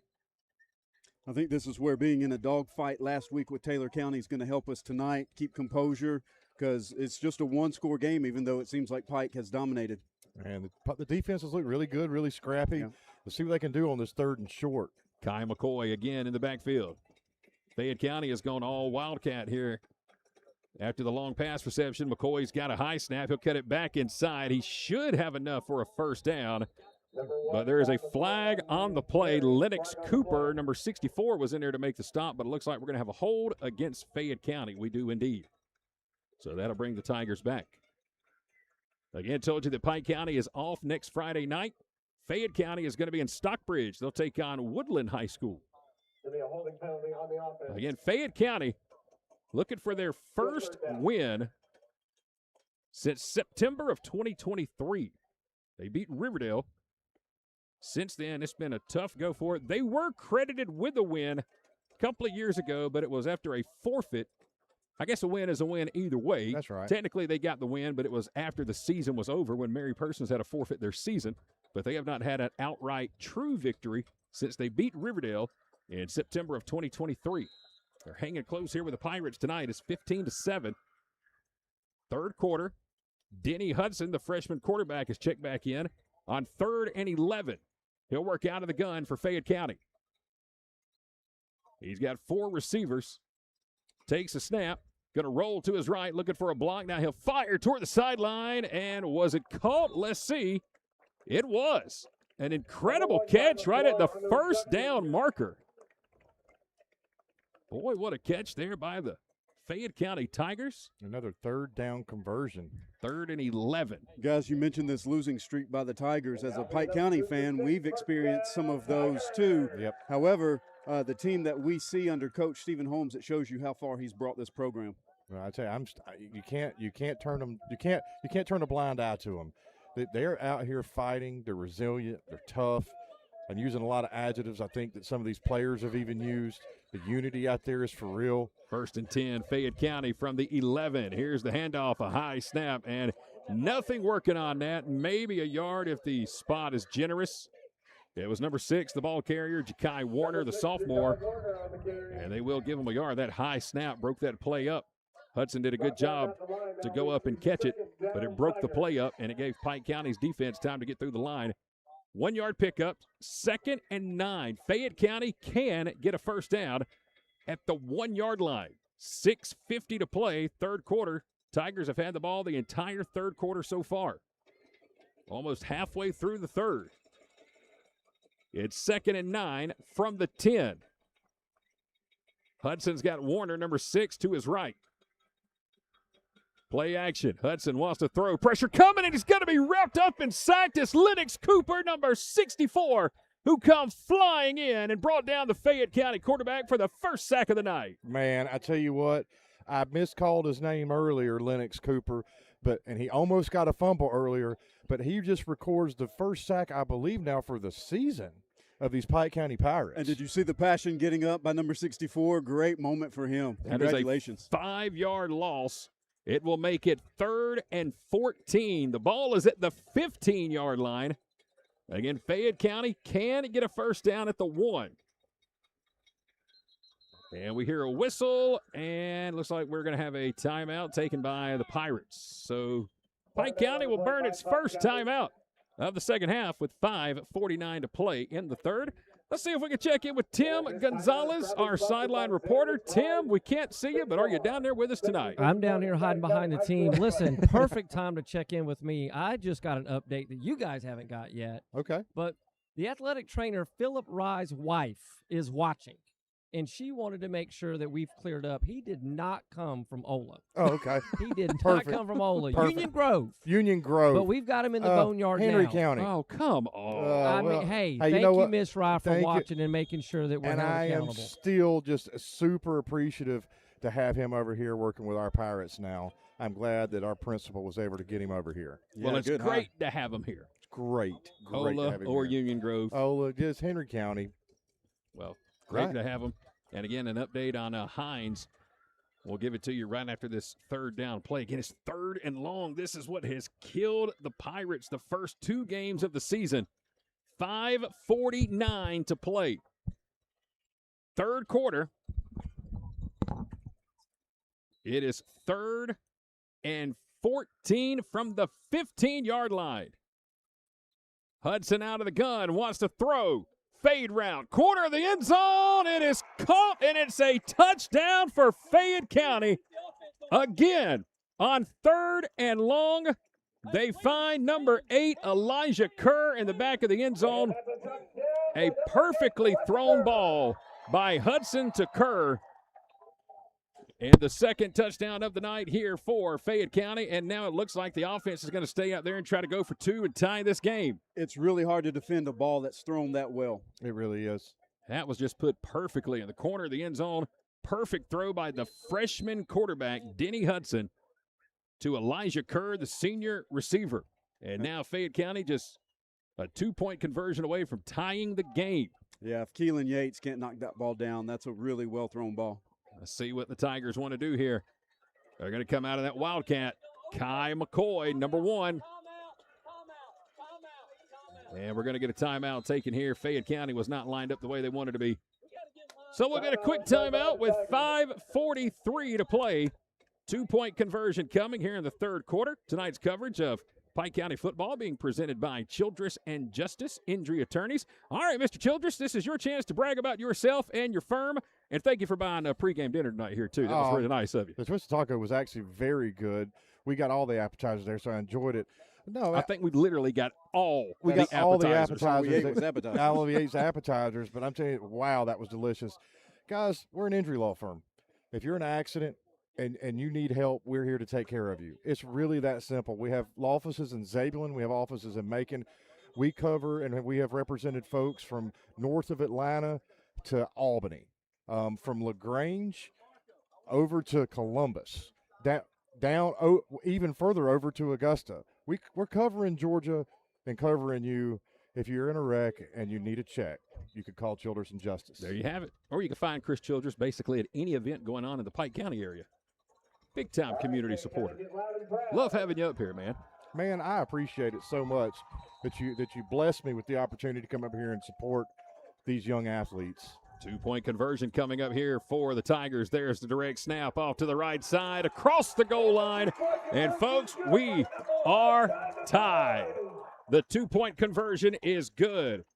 Run in by number 1, Kai McCoy, the junior, after the touchdown pass. And with 5:43 to play in the third quarter, it is 15-15.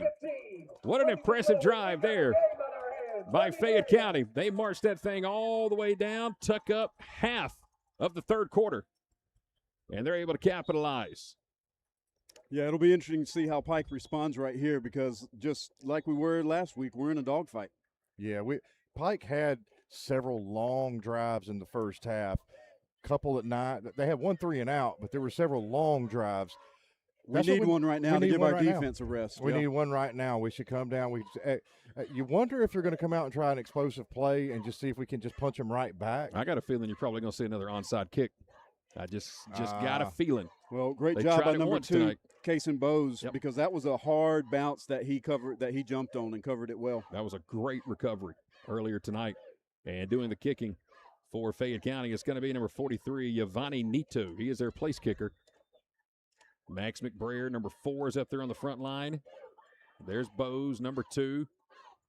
Both of the Bowes boys here in front of us, 2 and 26. Yep, Cameron and Case. Just freshmen, and they look really good. And Cameron got the start tonight. And over on the far end of the field is number 44, Bray Turner, who's had a great defensive night. So here we go with 5:43 to play in the third quarter, folks. It is 15-15, a great ball game, non-region game for both teams here tonight in downtown Fayetteville, Georgia. Nito's got it teed up at the 40. He's ready, and let's see what he wants to do with it. It's going to be a deep kick. This one's going to sail all the way down to the 5, taken by Keelan Yates at the 6, and he's going to be hit by 2, 3, 4 Fayette County Tigers. And Pike County will be starting deep in their own territory after a nice stop by the special teams of Fayette County, trapping Keelan all the way down near the 10-yard line. You love it when number 8 has the ball in his hands, but that might have been a time to let the ball bounce into the end zone, take the touchback. You know, it's the first time he might have had the opportunity to run one back all season. So when he finally got that shot to come back upfield, he probably should have sat on it and just let it go by him into the end zone. But I love the aggression. Love the aggression. Now we're going to have the ball at our 13-yard line. First down and 10 here for Pike County. 5:34 to play, third quarter. We're deep in our own territory. And here comes O'Connell to lead the offense. Junior quarterback Braden O'Connell coming to the line. He's got Kelsey in the backfield with him, the freshman running back. Going to put Yates in motion. Going to go to Kelsey. Big room. Kelsey, room to run. First down and more. Look at the freshman go all the way up near the 30-yard line. Officially, they'll mark him at the 29. That's a first down run for the Pirates. 19-yard run for Kelsey. That's what you want on the first play when you're deep in your own territory. Get some room. Again, another great block on the left side of that offensive line. Johnson Anderson, number 63, is over there for the Pirates, along with number 70, Dalton Storm. And it is first down, Pike County. Can you imagine being the Storm parents? You can't rest on offense or defense. Here's an inside give to Kelsey. Kelsey takes it across the 35 up near the 36. That's a 7-yard run. Jace Kelsey, the freshman running back, our player of the game last week. Back-to-back runs. That's 2 carries, 26 yards. His first 2 touches here in the third quarter. And Pike County's got the ball now at their 36. Second down and 3. Kelsey stays in the backfield. Here's O'Connell. Now he's going to go to Keelan Yates off to the left side. Keelan's got some room to run. He cuts it back in, breaks a tackle. There he goes. Keelan Yates, 40, 35, 30, cuts it in. He's down at the 20. They can't stop him. Keelan Yates, take it to the house. Wow. The sophomore, Keelan Yates, just went 62 yards. Wow. For his second touchdown of the night. There were 3 Tigers that had him surrounded. He had nowhere to go. He was a tiger out of the cage, man. That was unreal. I wanted to jump up and down and scream during that whole run, just watching him bounce off of folks. He looked like a pinball bouncing off Tigers, yeah. Oh, my goodness. Wow. What a run by the sophomore stud. 2 yards. Wow. At that time, it stood, unlike last week. Man, we punished that defensive line with Kelsey those first 2 runs, and then just threw Yates right at him with the speed. Well, and they couldn't wrap him up. Here's Colin Bland for the point after. The last 2 point after kicks have been blocked. See if he breaks the 9-iron out, as Moody suggests. Here's the snap, the hold. This kick is up. This kick is plenty good. And with 4:13 to play in the third quarter, Keelan Yates from 62 yards, his second touchdown of the night, puts the Pirates on top, 22-15. And, gentlemen, why don't we go ahead and just give that out as our play of the game here tonight. Yeah, that's a good one. Presented by Express Storage and Rentals in Zebulon. You could put that one in the storage. 62-yard run for Keelan Yates. His second touchdown run of the night, 1 from 62 and 1 from 1. He's also got an interception tonight. And a fumbled recovery.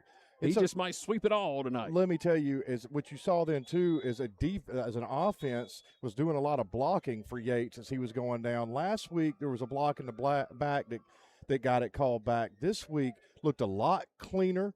Blocking was perfect. Yates finds the end zone. Aren't you glad we have Michael Penn capturing that run? What a run. Did Penn get it? He got it. Trust me. He got it. He didn't miss it. It was a great run, and I thought Keelan was going to be done around, the 20 or 25, and he just somehow slipped through there. I cannot wait to watch that one again. He's got a highlight reel night going. So it's 22-15, and here's Bland for the kickoff. This time another pooch kick going to be taken, and this time it will be run back by the Tigers from around the 20. Up near about the 32, 33-yard line in there on the stop. For Pike County is going to be number 54. That is Zayden Bellinger, a sophomore, able to bring down number 1, Kai McCoy. A short return. You'll recognize number 54, Zayden Bellinger, because he's got a really nice flow. He's got that Grant Holmes kind of hair that you see in Atlanta for the Braves pitcher. No doubt about Bellinger's hairdo there. He's taking good care of it. Man, let's get a 3-and-out right here. After a long, explosive drive, there's nothing that I would love to see more than see this defense just go ahead and just put a dagger in these Tigers. You never badmouth touchdowns, but you almost wish you had given your defense a little bit more time to recover there. Yeah, we've got this veteran defense, and you got some young guys on it, like a Lennox Cooper that's coming out here and showing himself out today. Yep. Denny Hudson is the quarterback. He just led Fayette County on a nearly 7-minute drive to start the third quarter. And a couple of really good passes there. That long one that set it up. And then the 15-yard touchdown pass on the fade route, again on third down. Well, they had to replace a ball right there with the game clock. The game clock just now got reset. It had gotten down to 4 seconds, but now we're at 20 seconds. Here's a snap. There's a screen and a missed tackle by the Pirates, but there's a good cleanup. Look at that. 5, 6, 7 red helmets in there on the stop. Big-time play there for Pike County. I love hearing that Pike County sideline through the headset. Wow, that was – did you see all those Pirates? There was a plethora of Pirates on that play. Shout out to Terrell Moody, plethora of Pirates. Nigel McFarland was the receiver on that play, and he's going to lose a yard. It's going to be second down and 11 from the Fayette County 33 with 3:28 to play in the third quarter. Tristan Ward doing a great job being first on the scene, but he's got to wrap up. They're going back to the Wildcat. Tristan's coming in. Here's for a an snap. Giles. There's a play action. Option read, I should say, not a play action. And this time, Gray Cook, number 35, is there to punish Kai McCoy, who took off with it. Boy, that was a last-minute read play that McCoy just held on to it. And it's a good thing he did because his teammate in the backfield was absolutely destroyed. Number 26, Cameron Bros on the scene, just really looking good. 3rd and 7. Third down. Another third down. The 8th third down of the game for these Tigers. Inside 3 minutes to play. Third quarter is 3rd and 7, Fayette County.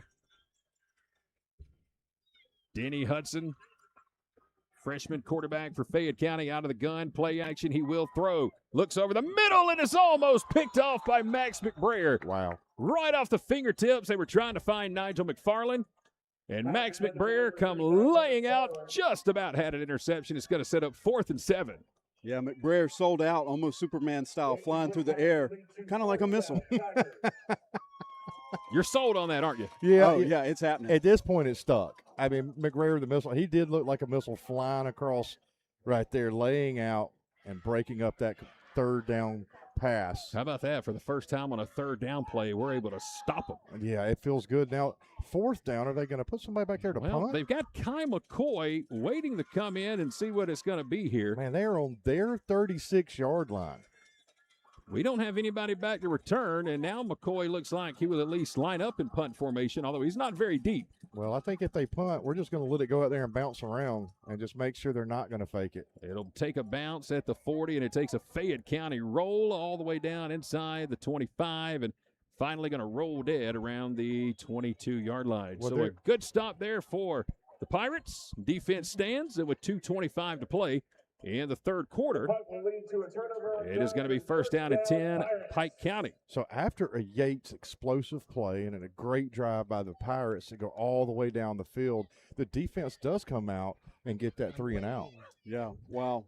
After that long drive beforehand, I was concerned maybe we'd still be sucking air, but no, we looked good there. Yeah, that looked really good. They looked energized, ready to run through brick walls as they should, knowing that Holmes is the perfect coach to get you fired up. Got you a couple of updates, new updates from our Express Sanitation Services scoreboard after this first down run.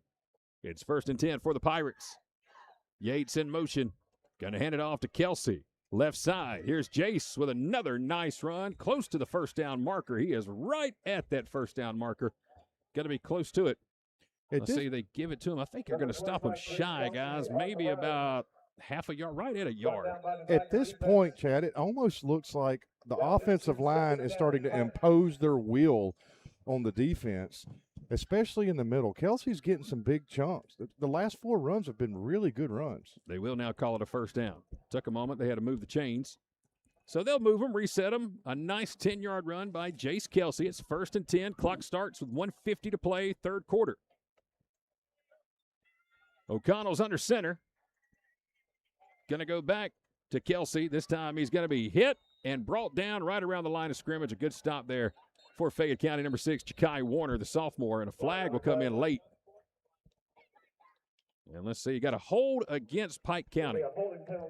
So that'll back the Pirates up and stop the clock with 1:38 left in the third quarter. All right, third quarter score. Jasper County over in Monticello has taken a 9-7 lead over Mary Persons. Wow. Did not see that one coming tonight. Also at halftime, Woodland of Stockbridge, the team that Fayette County will play next Friday night, they lead the Jackson Red Devils 7-0. At halftime, Bowden has opened up an 18-3 lead over Callaway. And Rutland, another team in our region, is trailing Westside Macon 26-15. Again, those scores from our Express Sanitation Services scoreboard. I can't wait for the high school game in Atlanta on September the 10th. Here's a give to Yates. Keelan off to the left side, and he's wrapped up and breaks away again. Almost scooted through there. But finally, he was brought down. It was number 21, Dominic Clater, with the initial hit. And Aaron Kimberlin, number 65, there to clean it up. So Yates on first down. We'll get about 3 or 4, and it's going to set up second, and we'll call it 15. 1:10 to play third quarter. Second down, Pirates. Of course, I was talking about Georgia Tech and Colorado. That's what I was talking about. Well, I'll be at that game. And Play action. O'Connell wants to throw. Stops. Looks back. Has nobody. Still looking downfield. Now throws a prayer, and it's going to be out of bounds. Trying to find Colin Bland around the Fayette County 45-yard line. Going to set up third down. Yeah, next Thursday night. How about that? Colorado and Georgia Tech going to open the season in Atlanta.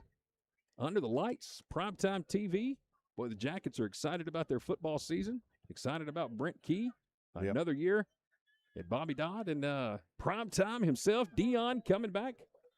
I didn't realize it until the other day. I was talking to a buddy of mine that Tennessee is coming to Georgia Tech this year. They're going to play Georgia Tech at Georgia Tech in a few weeks. Wow. That's a big game. Man, there's a lot of Tennessee fans. I don't know where they're going to sit. It's strange as a Bulldog not seeing Tennessee on our schedule this year. Yeah, that is. And then for them to play Tech in the same season. Well, they got to come to Georgia with a chance to beat one Georgia team. Fair enough. So it's going to be fourth down. Penn is telling us, the cameraman saying it's third down. The yard marker over there says fourth down. It says fourth down, but well, that last play was second down. It was second down, so how it went from second to fourth is an interesting. We should just get Tim Gonzalez, our sideline reporter, to go run right in there in the middle of the officiating crew and just. Yeah, Coach Holmes is pointing out that the down marker is incorrect. It's got to be wrong, yeah. Should be third, and there it is. There's the call from the official. It is going to be third down. Well, they reconciled that, Kerfunkel. Hey, I got you guys in on the coin toss.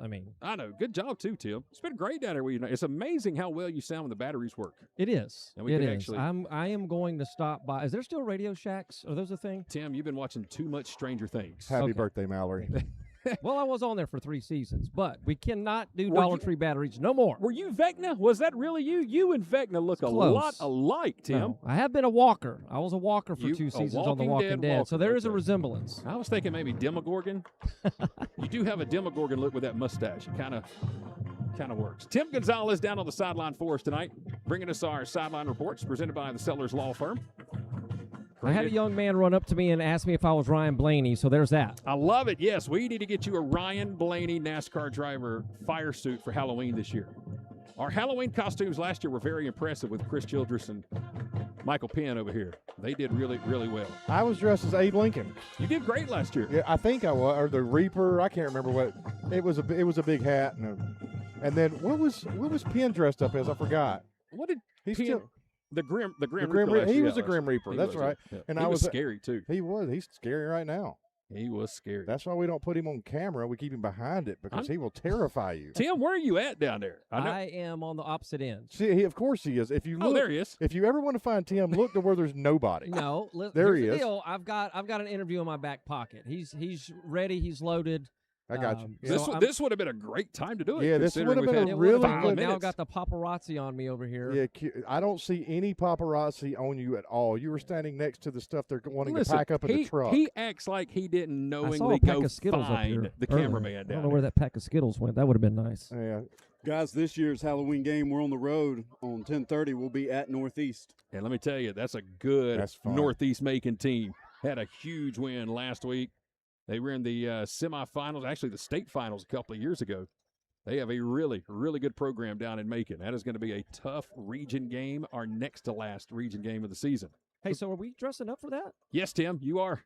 Ask the chat. Chat, are we dressing up? Yes, that is a confirmed yes. Yeah, okay. I think you're going to be the Grinch. Is that a requirement? No, I'm not going to be the Grinch. We did go to third down, so at least we got it right. That was a long official's timeout to get it right, but we got it right. It's going to be 3rd and 13 with 54 seconds remaining in the third quarter. Tim, when that horn rings at the end of the third, go ahead and let's get that report lined up you said you had in your back pocket. So okay. If you want to go ahead and get that ready to go. Got the pocket ready. All right, stand by. Tim Gonzalez on the sideline. He just walked further away from anybody. Right. Get the sideline report ready, and he goes the opposite. He's going toward that Kona ice truck is what he's doing. I lost my guy. Yeah, you did. Oh, God, there he goes. He's on the other end now. All right, watch out now. We can see you from up here. 3rd and 13 for the Pirates. Kelsey in motion.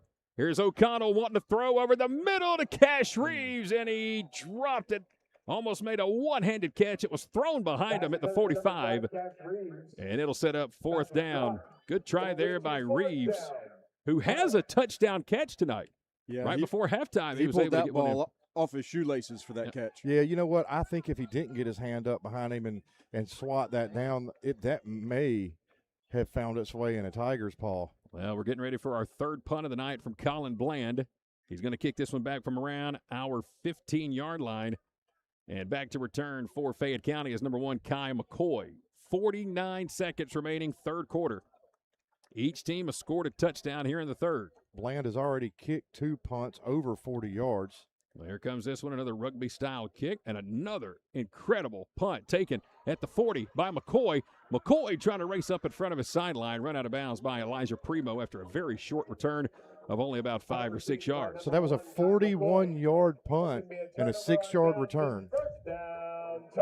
Everybody, don't forget, after the game is over with tonight, we will bring you our Player of the Game Award, presented by Pike County Sheriff Jimmy Thomas.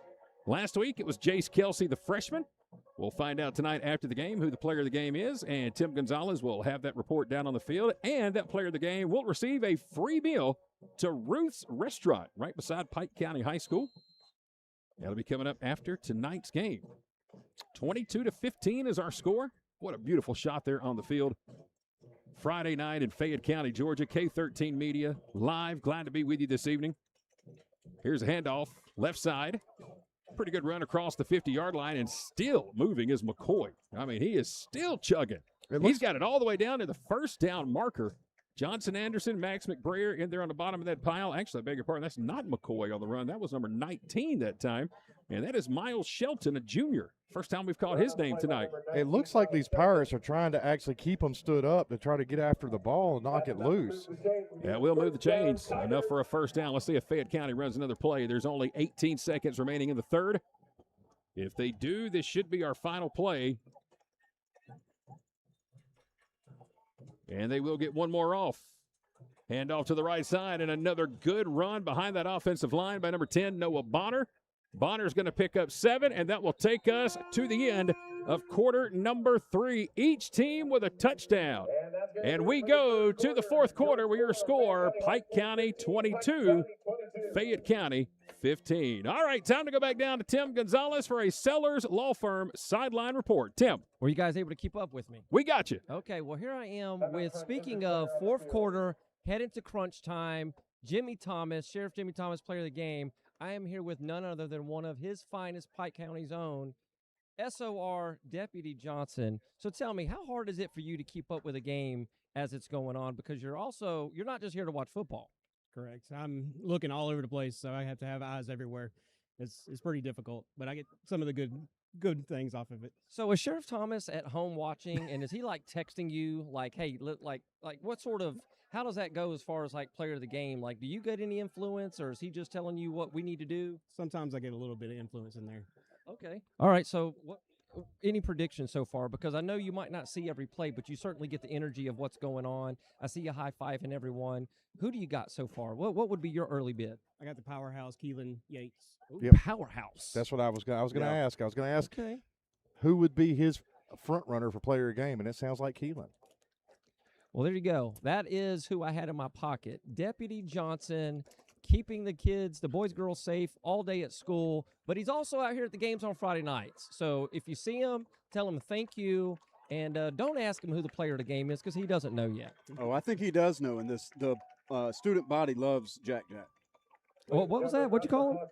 The students call him Jack Jack. Officer Jack Jack.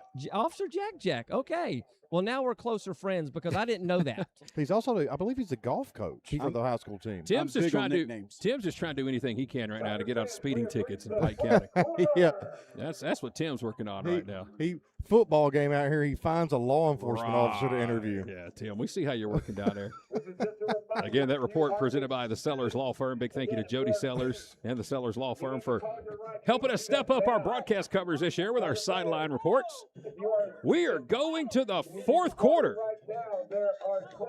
It is 22-15 Pike County. But Fayette County once again driving. They've got another good one going all the way down to the Pirate 34-yard line. I'm not sure how many of us thought we'd be in a one-score game in the fourth quarter, but here we are, and I'm excited to see what these Pirates can do. Pike County almost jumped off sides. Shelton is the motion man. They'll hand it off. Big room to run here on the right side. Tristan Ward, the only man there to make the stop on Bonner. A good stop by Tristan Ward. If he doesn't get there and chase down Bonner, he may have gotten the sideline to the end zone, but An incredible play by Tristan Ward, number 24. That's 2 touchdowns he saved tonight. That'll be enough for a first down for Fayette County. Tigers have it at the Pike County 27. We are just underway in quarter number 4, 22-15. Pike County and Fayette County, 5th all-time meeting between the two teams. Pike County leads the all-time series 3-1. Here's Hudson under center. The freshman quarterback takes a snap, hands it off. Looks like it's going to be Bonner again, number 10, who cuts it back inside, and he's able to pick up a few yards. As Max McBrayer, number 4, is in there to make the stop. Actually, beg your pardon, that was number 11, Harold Pittman, who ran that ball, and Pittman's going to get about 5. That'll set up second down and 5. Good game here tonight. Boy, this is what you like. Non-conference game. Two teams in search of their first win of the season. Trying to get to 500 on the year. Big for Pike if they can get this win going into a bye week. And I love the fact they're getting to play on this turf field right before they get home. That's right. To their brand new turf field in 2 weeks. The Boneyard is waiting with a brand new makeover. We can't wait to get there September 11th. Second down. Hudson hands it off. Shelton, the ball carrier, number 19. He has stood up at the line of scrimmage, and look at Max, the missile McBrayer, like he's shooting out of an F-18, throwing the bag down to the ground. Let's go. What a play by McBrayer. Perfect form tackling. Led with his shoulder, wrapped around him, even picked him up and drove him back 10 yards. Third down after the big stop by McBrayer. You have to be really impressed with this defense. And I'm very impressed with Ward as he's come in and replaced Hines. What a gritty young man, and what a ball game he's played. It's going to be 3rd and 3 for Fayette County. Yeah, if he doesn't make those 2 big tackles, we got a different ball game in front of us. You got Pittman in the backfield and Shelton in the backfield. Oh, they dropped the ball on the snap, it looked like. And it's not going to work out for them. They're going to lose some yards on that one. They're going to be lucky they didn't get hit with a false start. That right side of the offensive line moved. The quarterback, Hudson, had to pick the ball up off the ground. And it's going to set up 4th and about 3.5. Big time play there for the Pirates defense to get in there. And 4th and short coming up for Fayette County with 10 minutes left in the 4th quarter. And you almost think that they should get 3 here and just grab some points. I believe they have a kicker that was on that point after. He looked really good, had a good leg. Well, they're going to take a timeout and talk about it. 9:47 to play in the 4th quarter. It's 22-15. Pike County is on top. Our coverage tonight being presented by another new partner in 2026. I want to give a big shout out to Beacon Security, who has jumped on board with us here for Pike County Pirate football, locally owned and operated in Zebulon, serving customers throughout Georgia and the Southeast. Beacon Security provides residential and commercial services, including security and fire systems, cameras, access control, gate operators, smart automation, and even existing system upgrades and changeovers. They have locations in Zebulon, McDonough, and Noonan, and they serve thousands of residential and commercial customers. Be sure to check out gobeacon.com for more information. Jason Brizendine with First Bank of Pikes reached out to me. He's watching the game. We do certainly appreciate First Bank of Pike and their support of the coaches show. Yep, we'll have their next show coming up next week, the Inside the Huddle show with Coach Holmes and our one-on-one with the Pirates. Here we go, 4th and a short 3. Hudson out of the gun. Pittman to his left. Wants to throw. Looks and is picked off by McBrayer. And then the ball's fumbled. It's loose, but Max picks it up. It's intercepted on 4th down. Max McBrayer takes it away from Fayette County, and the Pirates have the ball in the 4th quarter. That is 3 turnovers now for the Pirates. 2 interceptions and a fumble, and I guess almost a recovered fumble right there as McBrayer put it on the ground. Go Pirates. Wow, what a big moment in this game. Hudson tried a quick slant. McBrayer stepped right in the passing lane and picked it off, the 2nd interception of the night for the Pirates defense, and it could not come at a bigger moment here in the 4th quarter with Fayette County driving, trying to tie the game. Well, here's our chance to take this game over and put it to bed. And, you know, it cost them another timeout, too. That's 2 timeouts that the Tigers have burned. They have 1 left. They burned that timeout to come back to get rid to calls a turnover. Speaking of going to bed, I want to say hey to my nephew watching Wells Fritchie Yeah. as he's getting ready to become a big brother. So He can't go to bed yet. Don't go to This bed. one's still good. Come on, stay awake. Yeah, stay Let awake. him stay up for a little longer. First down and 10. Here's Kelsey on the run off to the right side. And not much working on that one other just taking some clock off. my sister-in-law, Adrian Fritchie, a proud Pike alum. Michael Sewell, number 53, made the stop on Kelsey as we're at 9:23 to play. Second down, Pirates. In the fourth quarter, Max McBrayer with a big interception. If Keelan Yates didn't break off a 62-yard run earlier, that could have gone down as our play of the game. But, man, what a big one it was. Kelsey got 2 at 2nd and 8. Pirates going to keep it on the ground. This time as Keelan Yates slips up, cuts it back inside. Keelan across the 40, up to about the 42, maybe the 43. He is right at that first down marker. Looks like he's going to be, about a half a yard shy according to the spot. And it's going to set up third, and we're going to call it a long one. I see the Pirates trying to burn up all 26 seconds, 25, 24 on the game clock. Trying to run it all the way down. It is 3rd and 1. Yates in motion. Going to go to Kelsey. Kelsey hit behind the line of scrimmage. That one was broken up before it ever got started. It was number 53 again, Michael Sewell, who came in. And Fayette County stopping the run on Kelsey. Pirates are lucky they didn't fumble that football. It's going to be a loss of about 3. It'll set up 4th down. Bland's got to come out here and just punt this ball back to the other side, flip the field back over, and let the Tigers try again.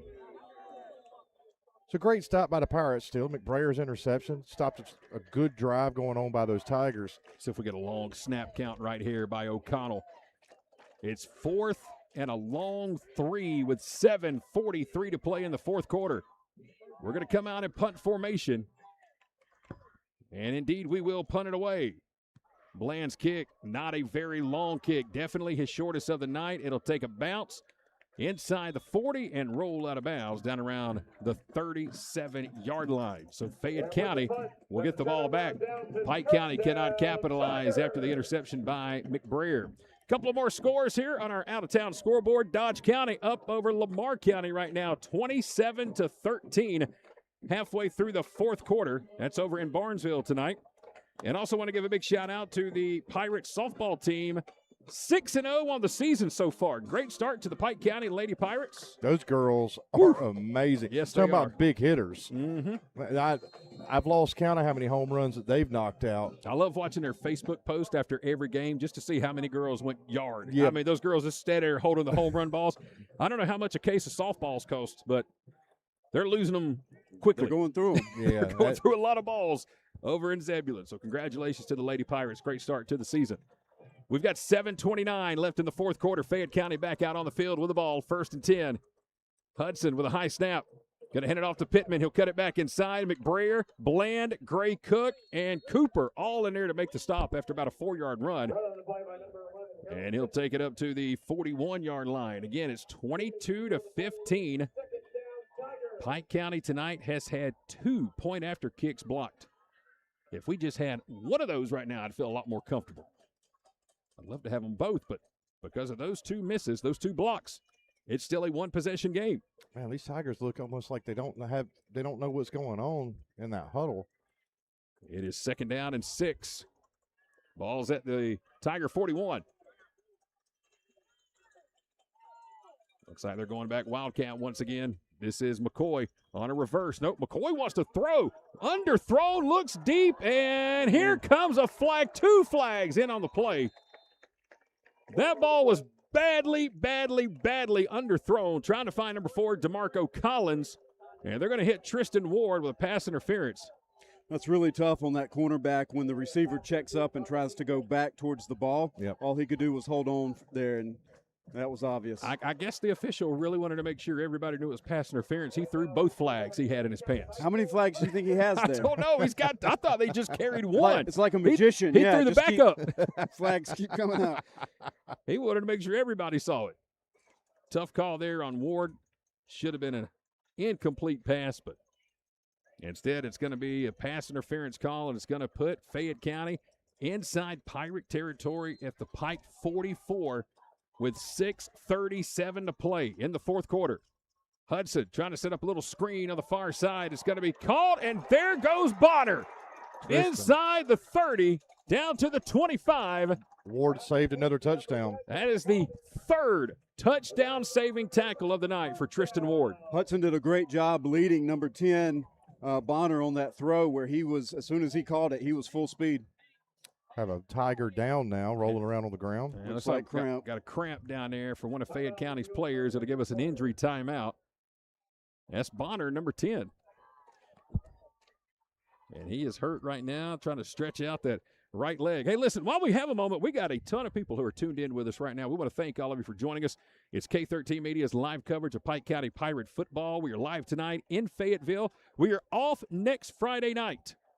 And then on September the 11th, we got our home opener at the Boneyard, brand new turf field down at the Boneyard. We hope you come out and join us on September the 11th. The biggest thing you can do for us right now, be sure to go by and subscribe to our YouTube channel. It's absolutely free to subscribe. And be sure to go like our Facebook page. Give us a follow. Keep up with everything going on with Pike County football. Not only are we bringing you the games this season, we've also got our coaches show and our one-on-one with the Pirates interview that comes up every single week, presented by First Bank of Pike. So be sure to go give us a follow so you don't miss a moment of the 2026 Pike County Pirate football season. We got a good one here tonight in Fayetteville, fourth quarter, 22-15. Pike County is on top. Fayette County again trying to drive. They're down at our 23-yard line. They were down in this area the last time they had the ball. Max McBrayer sticked up on a 4th and 4 and intercepted a pass. But then we couldn't do anything with it. Had to punt it back to Fayette County. And now the Tigers trying to get it in, trying to win their first game since September of 2023. McCoy, high snap. He'll hand it off to the right side, and nothing going. The ball is loose. It's picked up by the Pirates, but the officials are going to say that the back was down, and there was a monster collision. Two Pike County Pirates at the same time. Full speed, full force, head-to-head contact.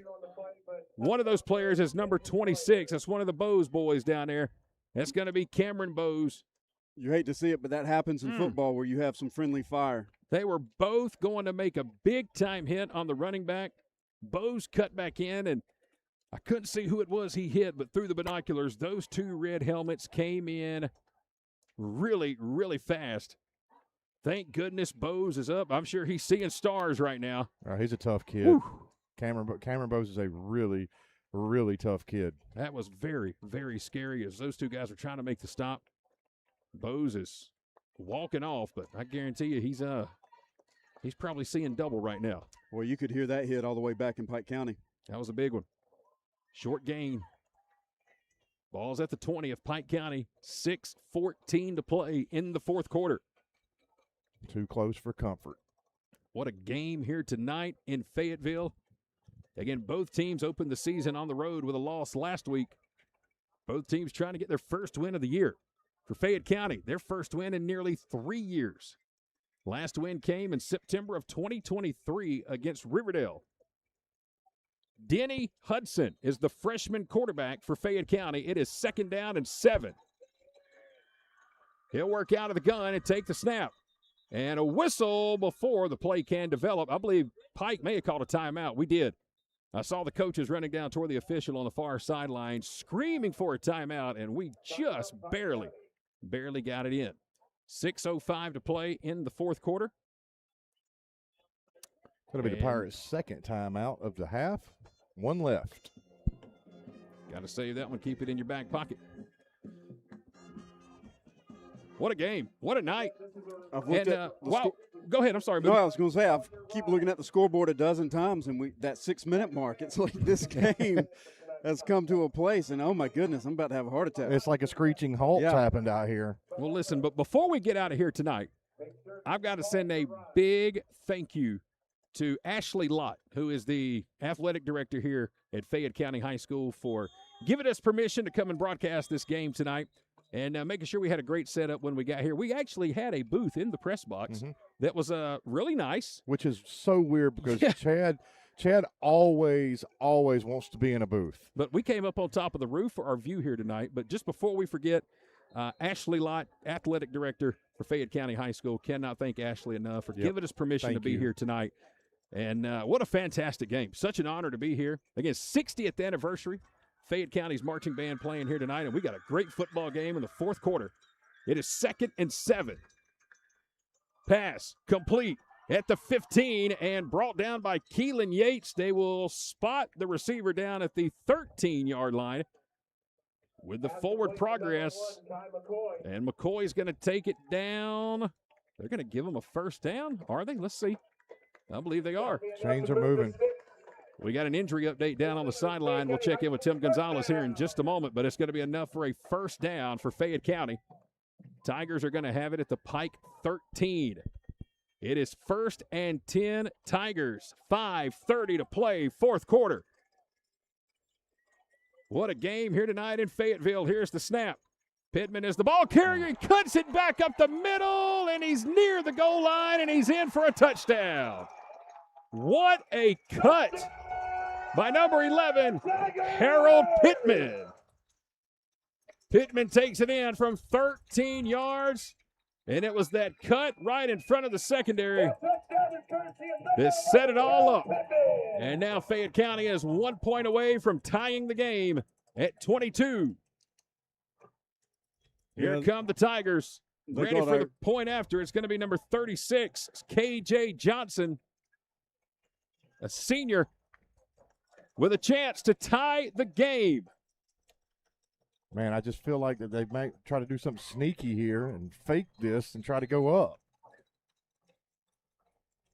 Let's see what happens. Here's the snap. It's a high one. The kick is up, and the kick is good. We are tied 22-22 with 5 minutes and 14 seconds remaining in the fourth quarter. Let's go back down to Tim Gonzalez. He's got an injury update down on the sideline. Tim. Yes, I just caught up with Phil Rye, the athletic trainer for the Pirates, and he said that Jay Hines has made it safely to the hospital, and he has gotten an x-ray, so they're just waiting the results, but he has made it safe, and they have done an x-ray on his foot. Thank you very much, Tim. That is good to hear. Number 12, Jay Hines, earlier tonight, was blindsided on a hit, trying to track down the quarterback. Took a vicious hit, but that is great to hear about Jay. It is 22-22, fourth quarter here in Fayette County. Our prayers go out to Jay, and it just reminds you how much these young men put on the line to play this game. What a nail-biter here tonight. Man, not that I was questioning any calls, but that last drive after Max had the interception, we were looking at 4th and 3, 4th and 4. Oh, I thought we had a chance to maybe go for it or at least try to draw them off sides. At least a long snap count. Here comes the kick. A terrible kick, and there's a big collision. That should be a... Well, there was a flag before the kick was even made. Fayette County was offside, so they're going to back it up and re-kick it. Well, it looks like they hit our player before he even got his hands on the ball. Yeah, and that's a big player for us. That's number 44 on the defense. That's Bray Turner, who's had several big plays tonight and a huge collision. Yeah, that I don't know how that wasn't a flag. That's a big-time loss there for Turner, who has had an incredible game tonight on that defensive line for Pike County. The Tigers just put no thought into the fact that ball has to go 10 yards. They were just coming after him. They were just coming after him. Trying to make something happen. But the officiating put no thought into it. That it was all supposed to go 10 yards as well. 5 minutes and 13 seconds remaining. Love to see a flag pop out right here after they can confer. Tonight's coverage of Pike County football being presented in part by Mountain View Church. Glad to have Mountain View on with us here in 2026. Also glad to have Pirates Cove on with us. They're in Zebulon, and they are the host of our one-on-one interview each week and our Inside the Huddle interview with Coach Stephen Holmes. We'll be back at Pirates Cove this week. Some incredible food there. Tony and April, thank you for having us last week. Man, if you want to go to a good spot in Zebulon that's open late with some great food, Pirates Cove, the burgers, the wings, the chicken tenders, the Philly cheesesteaks. You can go in there and shoot some pool, play some darts, had a poker tournament going on last week, and they've Golf even si- got a golf simulator in there. What are y'all doing when we get back? You know what? I may be hungry. I'm going to have to go to bed after this game. Yeah, this has been a really good one. Look, the O'Connells are owning and operating the place. I know there's a grand opening coming up soon, but they are open. Tomorrow, the big grand opening grand- celebration. the big grand opening They is got some tomorrow. live music going on tomorrow. So, look, come out tomorrow to the Pirates Cove. They're having a grand opening. They have great wings. Oh, my goodness. You've the gotten wings a are great. couple different kind the last few times. Yeah, I've I've been gotten the there. sweet chili. I've gotten the hot. I've had lemon pepper there. I mean, it's a fantastic place. There is so much room in there, too, to be able to spread out with just a crowd. Get in there and pack that place out and support a local family, our quarterback's family, the Pirates Cove. You can hear the band over there right in front of Tim Gonzalez trying to make some noise. 5:13 to play, fourth quarter. Sounds good over there, Tim. I like it. Here's the kick. A little squib kick right up the middle over the head of Primo. And it's going to be taken here by Yates. Keelan tiptoes 25-30. Room to run. Big hit laid on Keelan at the 36-yard line. Thankfully, he's able to pop up. But, boy, he took a big-time shot from number 14, Marcus Williams, the junior. Yeah, the offense really needs to make a statement now. Right. Here we are. The defense has played a heck of a football game. They've come out here. They've really cleaned up the third down and longs. There's been some of those plays tonight, but they've looked much tighter. They've really, really put it on the line for this team. They've gone to the hospital for this team. It's time for the offense to show up. I say we run the clock down, run it all the way down, and Colin Bland walks it off with a game-winning field goal. Oh, man, that would be epic. Yeah. Yes, I would love that. Here we go. First down and 10. Tie game. 5:03 to play. O'Connell with a long snap count. Now looks to the sideline. They're going to call an audible change to play. 14 seconds on the clock. O'Connell with a snap. Going to go to Keelan. Right side, nothing working. Keelan hit at the line of scrimmage. May even lose a yard. Number 17, that is El Shadi Battle, who made the stop on Keelan Yates. He got a yard, but that play just took forever to develop. And right now, these last few drives, Fayette County has really started to load up the left side of their defensive line as the Pirates have been trying to get on their right side. 1 yard pickup. Second down and 9. And a whistle before the snap. A flag is going to come in from the far side, and it's going to be a defense penalty here. It's going to be all sides against Fayette County, so that's going to give us 5 free yards. And it'll set up 2nd and 4, with 4:27 left in the ball game. It is tied 22-22. What a great night here in Fayetteville. An exciting game in Fayette County between the Pirates and the Tigers. Glad to have everybody on the broadcast here with us tonight. We are live with K13 Media from Fayette County High School, downtown Fayetteville, Georgia. 2nd and 4. You can hear the cowbells on the far side of the field. Primo's in motion, going to give it to him. Elijah trying to get back to the line, and he's going to get near the first down marker. Everybody bailed and had to get out of the way, including the sticks for the first down. Let's see where they're going to put him. He's got it. He needed 4. He got about 6. First down, Pirates. Elijah Primo with a nice run. Boy, he looked like he had some fresh legs on that run. He really did. It was good to see the ball get kicked out outside, and he was able to get around the corner. You can hear the cheerleaders down there. That sounds really good. It does. Tim Gonzalez doing some great work down there on the sideline, catching the sounds tonight. 1st and 10, Pirates near midfield. Here's the give to Kelsey. Up the middle, the freshman takes it all the way inside. The Fayette County 45 down to the 44. That's a 9-yard run by Jace Kelsey. Clock runs. We're approaching 4 minutes left in the fourth quarter. Pike County in no hurry, trying to let the clock run down as much as they can. Chris, this is exactly what you wanted to see, an O-line and an offense that could start to move the ball and give us a chance here at the very end. Yeah, you just got to be impressed with how much work this O-line puts in for this team. 2nd and 1. Kelsey in the backfield again.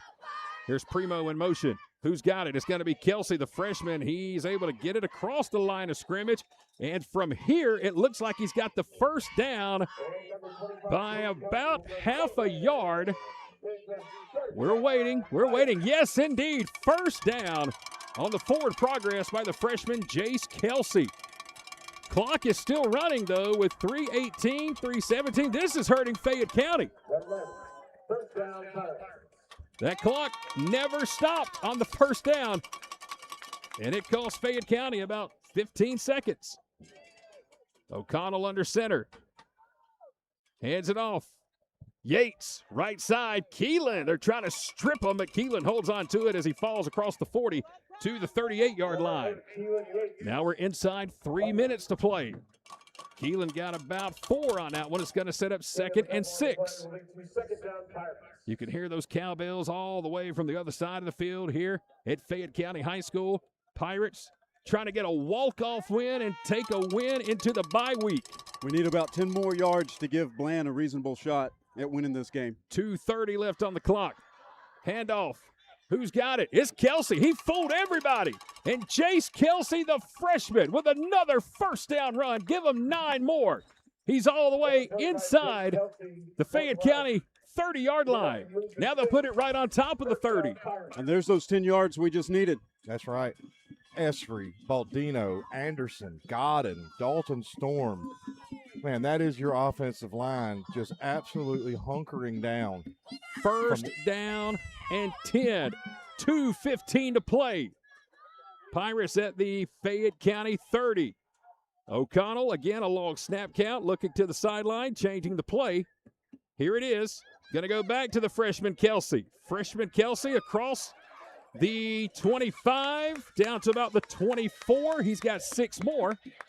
Clock ticks inside 150. Great spin move there on that first contact to spin out of that tackle and pick up another 3-4 yards. Now, if you're Pike County, you are definitely inside field goal territory for Colin Bland.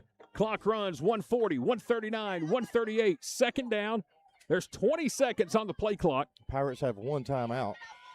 Here's the handoff to Kelsey. This time he's hit hard at the line of scrimmage. They were trying to get it over toward that right tackle side. And a big stop there by Warner, number 6. It'll set up 3rd and 2. Man, I'm antsy, guys. I'm rocking back and forth. Fayette County's got to consider using a defensive timeout to get some time on the clock if we score. We need 2 for a first down. There's 1:08 to play. We're at the Fayette County 22. O'Connell under center. Yates in motion. Here's the snap. A little misdirection. Inside give. Keelan Yates with the root. Keelan Yates. Take it to the house. Actually, that is Elijah Primo. Elijah Primo takes it in from 22 yards.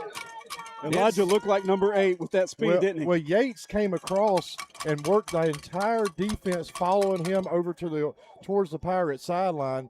And as they followed him, Primo came back, got the ball, took it to the house. 22-yard touchdown run for Elijah Primo with 50 seconds left in the 4th quarter. And now, the point after attempt from Colin Bland. O'Connell will hold. Huge extra point. Good snap. Good hold. Good kick. It's good. 8 plays. Finished capped off with a Primo 22-yard touchdown and a Bland point after. It is so doggone hard to see number 8 and number 9 when they're out there at the field at the same time with those jerseys rolled up under their chest protector, but it was definitely number 9, Elijah Primo, who took it in from 22 yards away, and now Pike County 50 seconds away from a win here tonight in Fayette County. What a drive. Kelsey, the freshman, play after play after play on that drive, and then Primo punching it in from 22 yards out. It is 29-22 Pike County. You got to see Yates, Primo, Kelsey, Yates, Kelsey, and then Primo get that ball in. That's a really good running back room. That's a running back room, and that is a great performance by that offensive line. Now Colin Bland has got it teed up right here at the 40-yard line. Pike County is 50 seconds away. Let's see what Colin wants to do. He doesn't look like he's in any kind of space to kick it deep, which I'm really, really surprised. I think he pooches it back over to the 25. Colin waiting on the whistle. And here it comes. Here's the kick from Bland. McCoy going to take it at the 19. Watch out for this guy. He's got some speed. Here's McCoy. Tristan Ward there to bring him down by the shoestrings again. What a defensive game here tonight from number 24, Tristan Ward. Man, I tell you what, Tristan Ward, he's come in and he has had to play corner for half this game now. And now a late flag has come in after the play.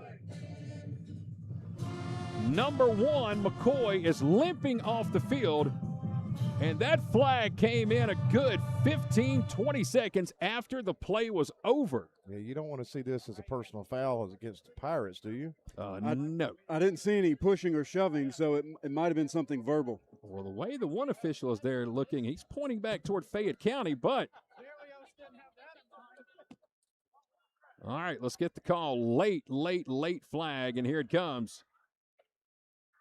We've got a personal foul against Fayette County. So that's going to back Fayette County up 15 yards from the end of the run.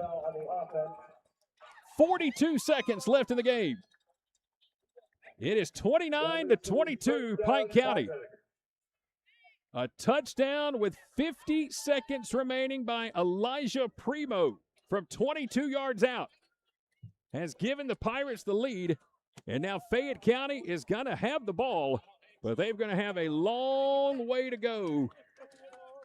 After the 15-yard personal foul penalty, gentlemen, they are going to have it all the way back inside their 20-yard line. They're going to put it at the Tigers' 19. Well, I would say they're probably going to take a shot on Tristan. They're going to have to get the ball down the field. Well, that's just one spot. You cannot have a personal foul there. Nope. So Pirates catch a big break. 2 interceptions tonight for the Pirates. One by Yates, one by McBrayer. I'd say they better get ready again. We're only rushing 3. 1st and 10. Hudson, the freshman quarterback, steps up looking toward the sideline. It's going to be dropped. What would have been a first down at the 32. It is dropped by number 11, Harold Pittman. It'll stop the clock with 36 seconds remaining. It's good to see number 26, Cameron Bowes, back on the field. He took a big hit from his teammate Max McBrayer. Yep. Maddox Storm. Good to see him back out there. Yeah, I'm telling you, Bowes, man, you would need a straight jacket to get him off of this field. Don't forget, after the game tonight, Tim Gonzalez down on the sideline, going to try his best to get us a word from Coach Holmes and tonight's player of the game. I know the Pirates got to get out of here and get back home. Hopefully we can get both before they get on the bus. 2nd down and 10. Hudson out of the gun, rolling near side, looking. They're trying everything to stop Johnson Anderson. This one is nearly picked off. It was caught, but it was out of bounds on the catch. Tristan Ward again in there on the coverage. Man, how about number 24 tonight for this Pike County defense? I'll tell you one thing. I got a feeling I know who our player of the game is going to be. All I'm going to say is I hope that person at least invites Tristan to dinner next week. Yeah. Because he has certainly deserved an honorable mention here tonight. Oh, my goodness. Tristan has been Johnny on the spot. Yep. Some of the tackles he's made have saved touchdowns tonight. 3rd and 10 for Fayette County. There's 27 seconds on the clock. Fayette County has it at their 19-yard line. Pike County leads 29-22. Pike Regiment fired up on the far side of the field. 3rd and 10. Hudson going to roll to his left. Pressure coming. He steps up, throws a short pass. It is incomplete at the 31-yard line. Cash Reeves, number 5, in on the coverage. Hudson was trying to find McCoy, number 1, and now it's all or nothing for Fayette County. It is 4th and 10 as the clock stops with 20 seconds remaining. Pike County now just 1 play away from picking up their first win of the season. 4th and 10, Fayette County. Here we go. Game on the line. Denny Hudson, the freshman quarterback for Fayette County, going to work out of the gun. We're rushing 3. 4th and 10. Hudson rushed out of the pocket. Looking over the middle, and was it caught? Oh, that's going to be a tough call. I believe it was incomplete. They're calling it incomplete. They are saying the pass hit the turf. It's incomplete. It's going to be a turnover on downs. And with 11 seconds remaining, Pike County is going to take the football and more than likely take their first win of the season. A bang, bang play as Hudson was trying to find McCoy. It would have been a first down, but it skipped off the turf. And here come the Pirates in victory formation in Fayette County. Well, we have been really battle-tested so far this season, 2 games in. I think that's going to pay dividends down the road. Man, I love these 3 road games that we've had leading into an off week, into coming home. Let's just make sure we get one more good snap right here. Look, Sealy Essery is snapping that ball, and I have nothing but utmost faith for that young man as he's about to deliver the ball to O'Connell. O'Connell's going to step back, take a knee, and we're going to take this thing to the house. Victory formation for the Pirates. 11 seconds remaining. Here's O'Connell. There's the snap. There's the knee, and that is going to do it here tonight.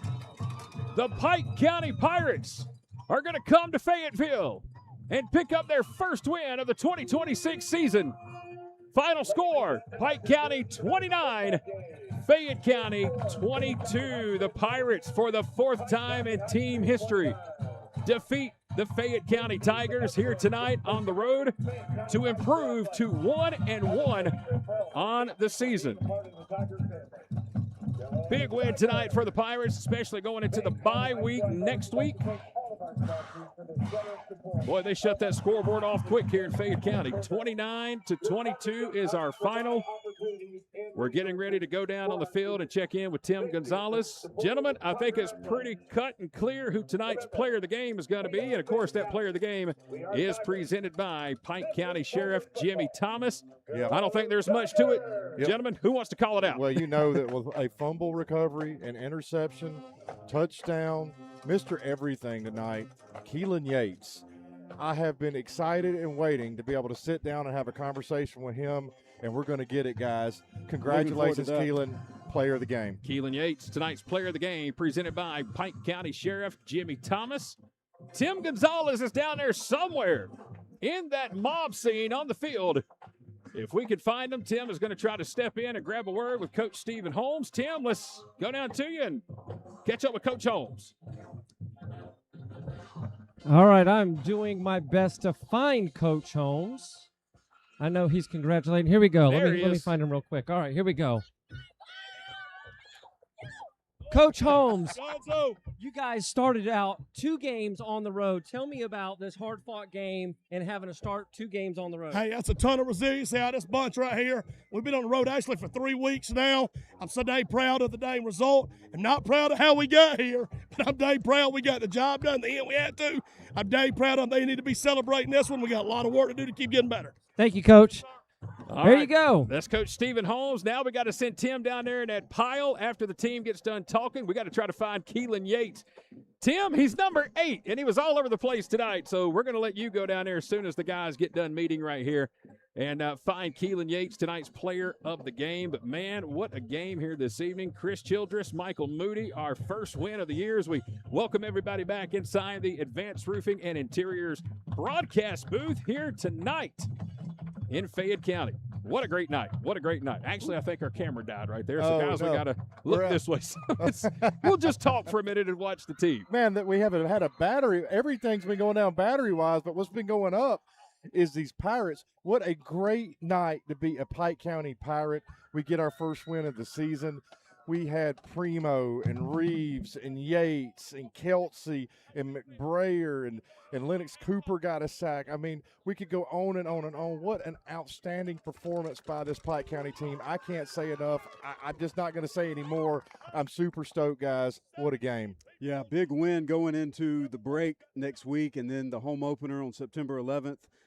Huge win tonight for Pike County. That is going to be such a huge night. Again, the new turf at the Boneyard, our home opener coming up on Friday night, September the 11th. That will be our next game. Again, next week, no Pirate football. It is our first bye week of the season. So we're going to regroup, get us a little rest, and then get ready for a huge home opener. We may just come on right when the school bell ends that day and just have a big old day out there at Pike County. All of Pike County better be at that game. These boys have been chiseling. I mean, they have been working. They've been away. They have been putting it in. I expect to see everybody in Pike County at the Boneyard on September the 11th. It's going to be wild. These young men have deserved that, yeah. Absolutely. There's a good shot of the band right there. The team is walking off the field, and I know Tim's down there somewhere. Let's see if we can find him. Tim Gonzalez, do you have our man Keelan Yates? Yes, I do. Let me see if I can give him an earpiece here. Can you hear him, Keelan? Hey, Keelan, great game tonight. Great game. Not really? Okay, he can't hear you. That's okay. Congratulations, player of the game. Pike County Sheriff Jimmy Thomas, player of the game. Tell me about this hard fight. You guys were locked up all game, but you never let go of the lead. But you guys were locked in a tough battle all game. Tell me about it. Well, first and foremost, I want to just give all the glory and honor to my Jesus, because without him, I wouldn't be here, and I'm so thankful for him. And I just shout out to my line. My line has been there first snap to the last snap, and we couldn't run the ball or do anything without the line. And I want to give ups to the line because I couldn't score without the line. And I just loved how everybody executed and everybody would support it to the ball, and they execute on all over the field. It was offense and defense, and when we got down, we got back up, and then we never got tired. We kept pushing, and that's what I love about this team. You will never beat us in effort. We'll give you everything we got. Well, Keelan, you guys started out on the road. As Coach said, this is now actually your third football game having been on the road, but you guys get to finally go back home after another week. Tell me what you're looking forward to most about getting back in the Boneyard. Just getting better, and the environment in the Boneyard is different. When you're in the Boneyard, you know it's on. You ain't gonna beat us in the Boneyard. And I love home games because it just lights a fire in me, and it makes me want to go further, and it lights the whole team. The whole team's hype, and we win games home. So I'm ready to play home. Well, I can't imagine him getting any more hype than he did tonight. He was on both sides of the ball, playing like a man on a mission. Keelan, we had the band fired up all night. We had the cheerleaders fired up all night. You win a gift certificate to Roofs right there by the school to go enjoy dinner. Monday, when we do the coaches show, you're invited out to Roofs, player of the game, get whatever you want on the menu. Cadillac and the guys upstairs are going to be paying for it. So can't wait to see it, man. Have a good night. Congratulations. And we can't wait to see you guys back in the Boneyard. All right, thank you very much. Tim Gonzalez down on the sideline tonight with our player of the game, Keelan Yates. Here this evening as you see Keelan walking off the field. I don't know if we can get the camera pointed this way or not. I don't know. Our booth cam died. Look at Michael Penn. There ain't nothing that guy can't do right there. Cameraman. Why weren't we using this camera all night? Yeah, that is a good-looking camera looking at us. Wow. I like it. MVP, Michael Penn. It has been a great night here this evening. All the players are down there now near the Kona ice truck, so hopefully they got enough slushies before they run out tonight. But for Michael Moody, for Chris Childress, I'm Chad Feltman. Again, Tim Gonzalez down on the sideline here tonight. Michael Penn on the camera. A hard-fought win. I mean, these are the games you like. Non-conference, non-region. It came down to the very end.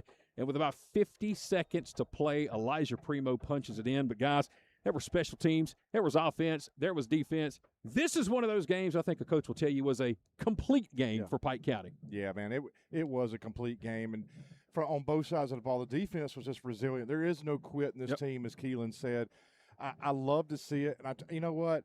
I'm so excited to be able to get to that coach's show and that one-on-one with that player, with Keelan, and sit down with him and have a good conversation with Yates. I hope everybody keeps their eyes out for when we go on air with that, because that is going to be an incredible interview with an unbelievably intelligent and great athlete with a bright future. Great young man, and while he stands out, like you said, Chad, this was a complete team win. There were no weak spots on the field tonight, and collectively they got it done. Punch looked good. Field goal was good. Interceptions, fumble recoveries. How many different guys ran the ball tonight for us? Were we at 6 or almost 7 guys tonight? Yep. Got at least one touch here this evening. So, again, 29-22 is our final score from Fayette County. Next week, we will be at Pirates Cove for the next edition of Inside the Huddle and one-on-one with the Pirates, but it will not be Monday. I know Tim thought it was Monday. It will not be Monday.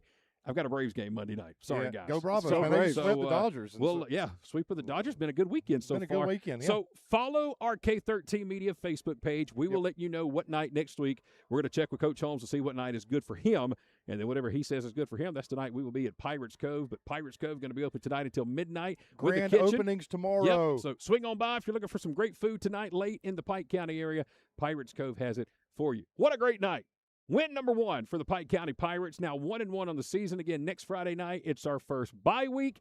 We will be back on Friday night, September the 11th, the home opener in Zebulon at the Boneyard. You better get your butts out there. You better be there early because I got a feeling it's going to be kind of crowded that night on September the 11th. Folks, thank you so much for tuning in and supporting our broadcast of Pike County Pirate football, presented by Childress and Justice Injury Attorneys. We are so glad you joined us tonight. Once again, for Michael Moody, for Chris Childress, for Michael Penn on the camera, and for Tim Gonzalez down on the sideline, I'm Chad Feltman saying good night from Fayette County. Pirates win 29-22. We'll talk to you all again coming up on September the 11th from the Boneyard. Until then, gentlemen, what do we say?